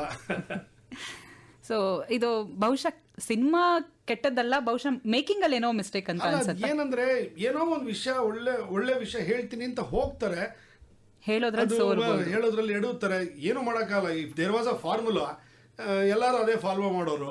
ಈ success has no formula. So ಹಾಗಾಗಿ ಜನಕ್ಕೆ ಏನ್ ಇಷ್ಟ ಅಂತ ಗೊತ್ತು, ಆದ್ರೆ ತಕ್ಕನಂತ ಕತೆ ಮಾಡೋದಕ್ಕೆ ಯಾವ ಭಗವಂತನಿಗೂ ಸಾಧ್ಯ ಇಲ್ಲ, ಏನು ಮಾಡಕ್ಕಾಗಲ್ಲ. ನನ್ನ ನೆಚ್ಚಿನ ನಟ ಮೋಹನ್ ಅವರ ಹಾಸ್ಯ ಪಾತ್ರಗಳ ಅಭಿನಯವನ್ನ ನಾವು ಯಾವತ್ತೂ ಮರೆಯೋದಿಲ್ಲ ಅಂತ ದಿನೇಶ್ ಗುಡ್ಡದೂರು ಚಿಕ್ಕಮಗಳೂರಿನಿಂದ ಸಂದೇಶ ಕಳಿಸಿ, ಸರ್ ನಿಮ್ಗೆ ಯಾವತ್ತಿಗೂ ಶುಭವಾಗ್ಲಿ ಸರ್ ಅಂತ ಹೇಳ್ತಾ ಇದ್ದಾರೆ. ನಿಮ್ಮ ಅಭಿನಯದ ಎಲ್ಲ ಚಿತ್ರ ಅದ್ಭುತ ರೀ ಅಂತ ಹೇಳಿ ಗಂಗಾವತಿಯಿಂದ ಈರಣ್ಣ ಅವರು ಸಂದೇಶವನ್ನ ಕಳಿಸ್ಕೊಟ್ಟಿದ್ದಾರೆ. ಯಾರಿಗೆ ಸಾಲತ್ತೆ ಸಂಬಳ ಚಿತ್ರದಷ್ಟೇ ನಕ್ಕು ನಗಿಸುವ ಚಿತ್ರ ಎಲ್ಲರ ಮನೆ ದೋಸೆನು, ಆ ಚಿತ್ರದ ಒಂದಷ್ಟು ನೆನಪನ್ನ ಹಂಚ್ಕೊಳ್ತೀರಾ ಅಂತ ರೋಹಿತ್ ದಾಸನ್ಪುರದಿಂದ ಕೇಳ್ತಾ ಇದ್ದಾರೆ. ಏನ್ ಹಂಚ್ಕೊಳ್ಳೋದು, ಆ ಸಿನಿಮಾದಲ್ಲಿ ಇರೋರು ಒಬ್ಬರು ಇವಾಗ ಸೂಪರ್ ಸ್ಟಾರ್. ಈಗ ಮಿಸ್ಟರ್ ಹರಿಶ್ಚಂದ್ರ ಆಗಲಿ, ಎಲ್ಲರ ಮನೆ ದೋಸೆ ಆಗಲಿ, ನಾನು ಹೀರೋ, ಅವರು ವಿಲನ್ ದರ್ಶನ್. ಹೌದು. ಸೊ ಇವಾಗ ಅವರು ಚಾಲೆಂಜಿಂಗ್ ಸ್ಟಾರ್ ದರ್ಶನ್, ಕರ್ನಾಟಕದಕ್ಕೊಬ್ಬನೇ ಚಾಲೆಂಜಿಂಗ್ ಸ್ಟಾರ್ ಅನ್ನೋ ರೀತಿ ಬೆಳೆದಿದ್ದಾರೆ. ಸೊ ಖುಷಿ ಆಗುತ್ತೆ. ಅಲ್ಲೇ ಅವತ್ತೂ ಒಬಿಡಿಯಂಟು, ಈಗಲೂ ಒಬಿಡಿಯಂಟು. ಅಂದರೆ ಲೈಕ್ ನಮ್ಮ ಸ್ನೇಹಿತರೊಬ್ಬರು ಆ ಮಟ್ಟಕ್ಕೆ ಬೆಳೆದ್ರು ಅಂತ ತುಂಬ ಸಂತೋಷ ಆಗುತ್ತೆ. ಖಂಡಿತ. ಮತ್ತೊಬ್ರು ಸಂದೇಶ ಕಳಿಸ್ಕೊಟ್ಟಿದ್ದಾರೆ, ವಿಜಯಪುರದಿಂದ ಸಂದೇಶವನ್ನ ಕಳಿಸಿದ್ದಾರೆ. ಸೊ ಮೋಹನ್ ಸರ್, ನಿಮ್ಮ ಶುಕ್ಲಾಂಬರದರಂ ಸಿನಿಮಾದಲ್ಲಿ ಅಣ್ಣನ ಪಾತ್ರ ತುಂಬಾ ಚೆನ್ನಾಗಿದೆ ಸರ್ ಅಂತ ಹೇಳ್ತಾ ಇದ್ದಾರೆ. ನನಗೂ ಇವತ್ತಿಗೂ ಆ ಪಾತ್ರ ಫೇವ್ರೇಟ್. ನಾನು ನನ್ನ ತಂಗಿ ರಿಲೇಶನ್ಶಿಪ್ನೇ ನಾನು ಬರೆದಿರೋದು, ಅದು ಸ್ಕ್ರೀನ್ ಪ್ಲೇ ಡೈಲಾಗ್ಸ್ ನಂದೇ. ಸೊ ಅಣ್ಣ ನಾನು ಯಾವತ್ತು ನನ್ನ ತಂಗಿ ಥರ ನೋಡಲ್ಲ, ಮಗಳ ಥರನೇ ನೋಡಿರೋದು. ಅವಳು ಅಷ್ಟೇ ಅಪ್ಪನ ಥರ ನೋಡಿರೋದು. ಸೊ ಆ ಬಾಂಧವ್ಯ ಅಲ್ಲಿ ಕಾಣಿಸುತ್ತೆ ಅಷ್ಟೇ. ಅಫ್ಕೋರ್ಸ್ ಅಣ್ಣ ಅಪ್ಪನ ಸಮಾನನೇ, ತಂಗಿ ಮಗಳ ಸಮಾನನೇ. ಗೊತ್ತಿಲ್ಲ ನನಗೆ, ಎಷ್ಟೋ ಜನ ತಲೆ ಕಂಡ್ರೆ ಆಗಲ್ಲ ಅಂತ ಒದ್ದಾಡ್ತಾ ಇರ್ತಾರೆ, ಅದೇನೋ ನನಗೆ ಗೊತ್ತಿಲ್ಲ. ಇವತ್ತವರೆಗೂ ನಮ್ಗೆ ಆ ಥರದ ದರಿದ್ರ ಬಂದಿಲ್ಲ. ಬಟ್ ಆ ರಿಲೇಶನ್ಶಿಪ್ಪೇ ನಾನು ಪೋರ್ಟ್ರೇ ಮಾಡಕ್ಕೆ ಹೋಗಿರೋದು ಶುಕ್ಲಾಂಬರದರಲ್ಲಿ. ಯಾವ ಆಪ್ತ ಮಿತ್ರ ತೆಗೆದ್ಬಿಟ್ಟು ಕಲೆಕ್ಷನ್ ಇಲ್ಲ ಅಂತ ತೆಗೆದ್ಬಿಟ್ರು ಫಸ್ಟ್ ವೀಕಲ್ಲಿ ಶುಕ್ಲಾಂಬರದರ ಮುಂದೆ. 28 ಶೋಸ್ ಹೌಸ್ಫುಲ್, ಬೋರ್ಡೇ ತೆಗ್ದಿಲ್ಲ ಇದರಲ್ಲಿ ಗೋಕಾಕ್ನಲ್ಲಿ. ಅದಾದ ಮೇಲೆ ಪಾಪ್ಯುಲಾರಿಟಿ ದೃಷ್ಟಿಯಿಂದ ಬೆಂಗಳೂರಲ್ಲಿ ಯಾಕೆ ಹಿಂಗೆ ಓಡ್ತಾ ಇದೆ ಸಿನಿಮಾ ಆಪ್ತ ಮಿತ್ರ ಅಂತ ಮತ್ತೆ ರಿಲೀಸ್ ಮಾಡಿದ್ರು. ಆವಾಗ ಓಡ್ತು ಪಿಕ್ಚರ್. ಆ ಲೆವೆಲ್ಗೆ ಸಕ್ಸಸ್ ಶುಕ್ಲಾಂಬರದರಂ, ಉತ್ತರ ಕರ್ನಾಟಕ. ಸೊ ಅದಕ್ಕೇನೆ ನಿಮ್ಗೆಲ್ಲ ಉತ್ತರ ಕರ್ನಾಟಕ ಮೆಸೇಜಸ್ ಜಾಸ್ತಿ. ಕಂಡ್ರೆ ತುಂಬಾ ಪ್ರಾಣ ಕೊಡ್ತಾರೆ ಅವ್ರುಗಳು. ಇಲ್ಲೊಂದು ಸಂದೇಶ ಇದೆ, ಇದಕ್ಕೆ ನೀವು ಉತ್ತರ ಕೊಡ್ಲೇಬೇಕು. ಆಕ್ಚುಲಿ ಈ ವಿಷಯ ನಂಗೂ ಗೊತ್ತಿರಲಿಲ್ಲ. ಮೋಹನ್ ಸರ್, ನಿಮ್ಗೆ ನಮ್ಮ ನಮಸ್ಕಾರ. ನಿಮ್ಮ ಚಿತ್ರಗಳ ಹಾಸ್ಯ ಸನ್ನಿವೇಶ ನೋಡಿ ತುಂಬಾ ಆನಂದ ಪಟ್ಟಿದ್ದೀವಿ. ಒಂದು ವಿಚಾರ ಇದೆ, ರವಿಚಂದ್ರನ್ ಅವರು ಒಂದು ಕಡೆ ಹೇಳಿದ್ದು, ಇದನ್ನ ನಾವು ಕೇಳಿರೋ ನೆನಪಿದೆ. ಮೋಹನ್ ಅವರು ಜೂಹಿ ಚಾವ್ಲಾ ಅವ್ರನ್ನ ಭೇಟಿ ಮಾಡಿಸಿ ಅಂತ ರವಿಚಂದ್ರನ್ ಹಿಂದೆ ಒತ್ತಾಯ ಮಾಡ್ಕೊಂಡು ಹೋಗಿದ್ರಂತೆ, ನಿಜಾನಾ ಅಂತ ಹರೀಶ್ ಅವರು ಮಲೇಶ್ವರಂ ಕೇಳ್ತಾ ಇದ್ದಾರೆ. ಅದು ನಾನು 13 ಸಲನೋ 18 ಸಲನೋ ಪಿಕ್ಚರ್ ನೋಡಿದೀನಿ, ಕಯಾಮತ್ ಸೆ ಕಯಾಮತ್ ತಕ್. ನನ್ನ ಪರ್ಸಲ್ಲಿ ಆಕೆ ಫೋಟೋ ಯಾವಾಗ್ಲೂ ಇರೋದು. ಫಸ್ಟ್ ಮೂವಿ ಅದು. ಹೌದು, ಬಟ್ ಪ್ರೇಮಲೋಕ ರಿಲೀಸ್ ಆಗಿತ್ತು ಆಮೇಲೆ. ಅವ್ರ ಫೋಟೋ ನನ್ನ ಪರ್ಸಲ್ಲಿ ಯಾವಾಗ್ಲೂ ಇತ್ತು. ನಮ್ಮಪ್ಪ ಬೈದ್ರು, ಆಮೇಲೆ ಅರ್ಧ ಹಾಕಿದ್ರು, ಅಥವಾ ನಾನೇ ಅರ್ಧ ಹಾಕ್ಬಿಟ್ನೋ ಅಥವಾ ಎತ್ತಿಟ್ಬಿಟ್ನೋ ನಂಗೆ ಗೊತ್ತಿಲ್ಲ. ಆಮೇಲೆ ಮಲ್ಲ ಸೂಪರ್ ಡ್ಯೂಪರ್ ಹಿಟ್ ಆಗೋಯ್ತು. ಚಿನ್ನ ಏನು ಬೇಕಾ ನಿನಗೆ ಅಂದರು. ಜೂಹಿ ಚಾವ್ಲಾ ಅಂತ. ಅಯ್ಯೋ ನನ್ನ ಮಗಳಿಗೆ ಏನಾಗುತ್ತೆ. ಅಲ್ಲ ಸಾರ್, ಜೂಹಿ ಚಾವ್ಲಾ ನೋಡ್ಬೇಕು ಸಾರ್ ಅಂದರೆ ಸರಿ. ಪಾಪ ಇದು ಲೀ ಮೆರಿಡಿಯನ್ಗೆ ಕರೆಸಿದ್ರು, ಒಂದು ಇಂಟರ್ವ್ಯೂನು ಮಾಡಿದ್ರು. ನನಗೆ ಆ ಟೈಮಲ್ಲಿ ಇಷ್ಟು ಗಂಟೆಗೆ ಫ್ಲೈಟು, ಬಂದ್ಬಿಡು ಅಂತ ಹೇಳಿದ್ರು. 1 hour ನೋಟಿಸ್ ನನಗೆ. ಎಲ್ಲೋ ಇದ್ದೀನಿ ನಾನು, ಆ ದರಿದ್ರ ಮೆರವಣಿಗೆ ಹೋಗ್ತಾ ಇದ್ದಾರೆ ರೀ ಟೌನಲ್ಲಿ ಹತ್ರ. ನನಗೆ ನೋಡಕ್ಕಾಗಲ್ಲ. ನಾನು ಒಂದು ಪಂಜರದಲ್ಲಿರೋ ಗಿಳಿ ಆರ್ಚೀಸ್ ಅಂತ ಬರೋದು ಅವಾಗ ಅಲ್ಲಿ ಕೊಂಡ್ಕೊಂಡು, ಇವಾಗಲೂ ಇದೆಯಲ್ಲ ಆರ್ಚೀಸ್ ಶೋರೂಮ್ ಮೋಸ್ಟ್ಲಿ, ಅದನ್ನ ನಾನು ಹಿಂದಿ ತುಂಬಾ ಚೆನ್ನಾಗಿ ಮಾತಾಡ್ತೀನಿ, ಶಾಯರಿ ಎಲ್ಲ ಹುಚ್ಚು ನನಗೆ. ಆ ಶಾಯರಿ ಬರ್ಕೊಂಡು ಆಕೆಗೆ ಅಂತ ಇಟ್ಕೊಂಡಿದ್ದೀನಿ.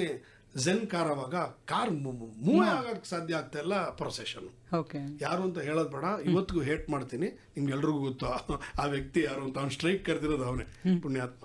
ಸರಿ, ಆಮೇಲೆ ರಿಲ್ಯಾಕ್ಸ್ ಆಯಿತು. ರವಿ ಸರ್ ಸುಮ್ಮನೆ ಸುಳ್ಳು ಹೇಳ್ಬಿಟ್ಟಿದ್ದಾರೆ ಫ್ಲೈಟ್ ಟೈಮಿಂಗ್ಸ್, ಅವ್ರಿಗೆ ಲೇಟ್ ನೈಟ್ ಇರೋದು ಫ್ಲೈಟ್. ಬೇಕಂತ ಚಮಕ್ ಕೊಡ್ತೀನಿ ಅಂದ್ಬಿಟ್ಟು ನಾನು ದಬಾ ಬಿದ್ದೋ ಎದ್ದೋ ಅಂತ ಓಡೋದ್ರೆ ಅವೇ ಜೂಯಿ ಚಾಲ ನಕ್ಕೊಂಡ್ ಕೂತಿದ್ರು, ನೋಡೋಕ್ಕಾಗಲ್ಲ, ನಗು ಒಂಥರ ಹುಚ್ಚ ಆಗ್ಬಿಟ್ಟೆ ನಾನು. ಆಕೆನೇ ಫೀಡ್ ಮಾಡಿದ್ರು, ನನಗೆ ರೋಟಿ ತಿನ್ಸಿದ್ರು. ಆ ಥರ ನನ್ಗೆ ಒಂಥರ ಈಡೇರಿಸಿದ್ರು ರವಿ ಸರ್.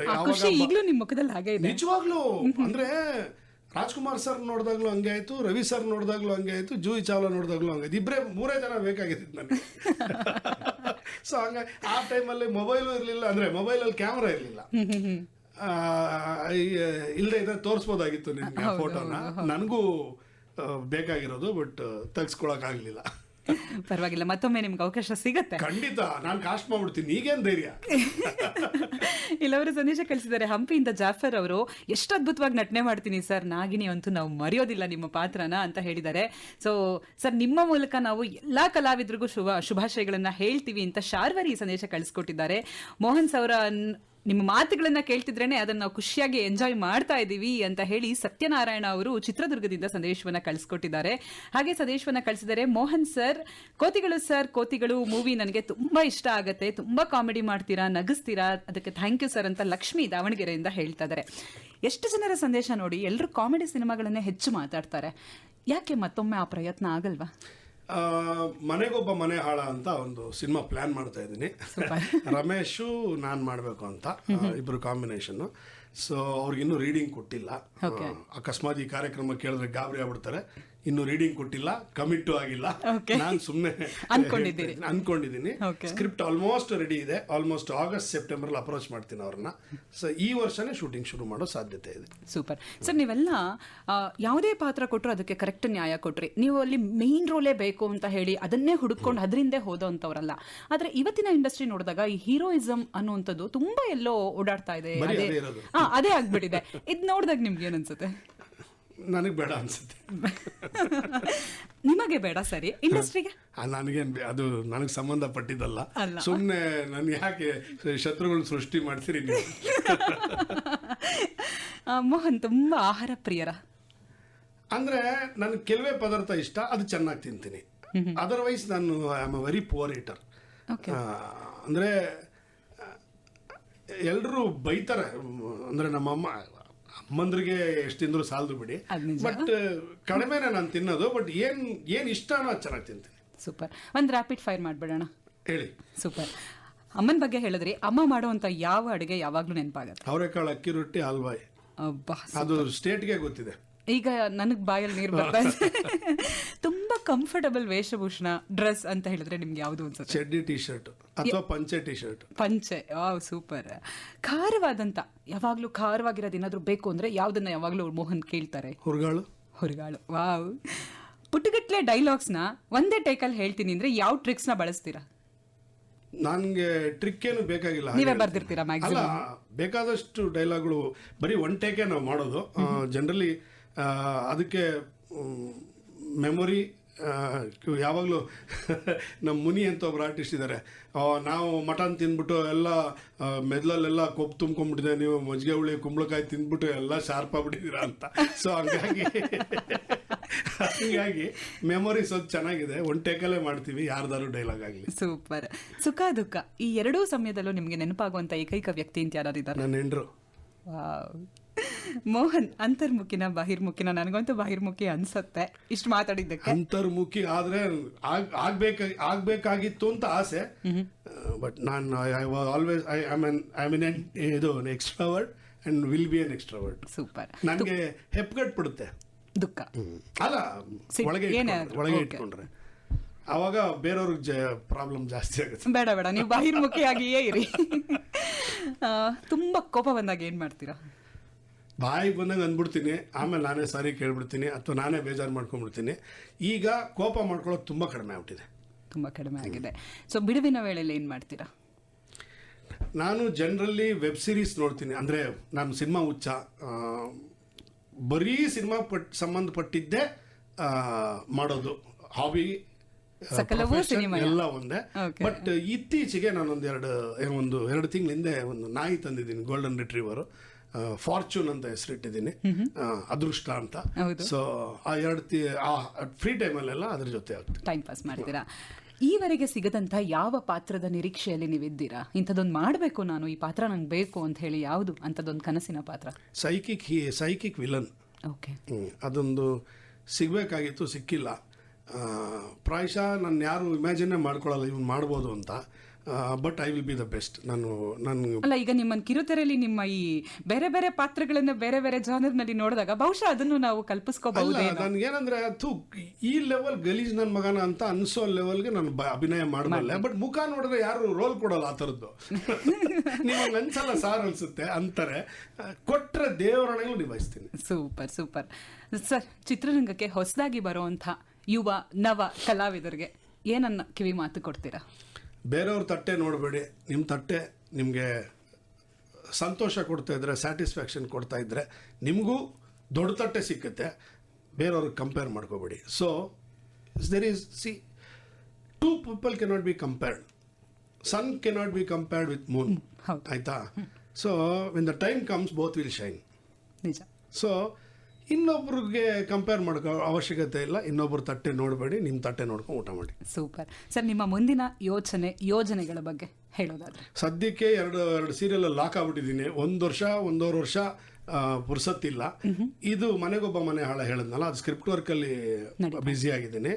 ಸೊ ಅವಕಾಶ ಸಿಕ್ಕರೆ ಈ ಫ್ರೀ ಟೈಮನ್ನು ಸಿನಿಮಾಗೆ ಬಳಸ್ತೀನಿ. ಏನೇ ಆದರೂ ಅದು ಸಿನಿಮಾ ಅಷ್ಟೇ. ನನಗೆ my first love is cinema, second is my wife ಅಷ್ಟೇ. Super super. Thank you so much sir. ನಿಮ್ಮ ಬ್ಯುಸಿ ಶೆಡ್ಯೂಲಲ್ಲೂ 1.5 ವರ್ಷದ ಬ್ಯುಸಿ ಶೆಡ್ಯೂಲ್ ನಿಮಗೆ ನಿಮ್ಮ ಮುಂದೆ ಇದೆ, ಅದರ ಮಧ್ಯೆ ಕೂಡ ಸಮಯ ಮಾಡ್ಕೊಂಡು ನಮ್ಮ ಸ್ಟುಡಿಯೋಗೆ ಬಂದ್ರಿ. ಹೇಗೆ ಅನ್ನಿಸ್ತು ಕಾರ್ಯಕ್ರಮ? ನಾನು ಆಲ್ ಇಂಡಿಯಾ ರೀಡಲ್ಲಿ ರಿಜೆಕ್ಟೆಡ್ ಪೀಸು, ಬೇಸ್ ವಾಯ್ಸ್ ಜಾಸ್ತಿ ಇದೆ ಅಂತ ನಾಟಕಗಳಿಗೆ ಸೇರಿಸ್ಕೊಳ್ಳಿಲ್ಲ. ಇವಾಗ ಗೆಸ್ಟ್ ಆಗಿ ಕರೆದಿದ್ದಾರೆ. Hope you enjoy the voice. ಖಂಡಿತ.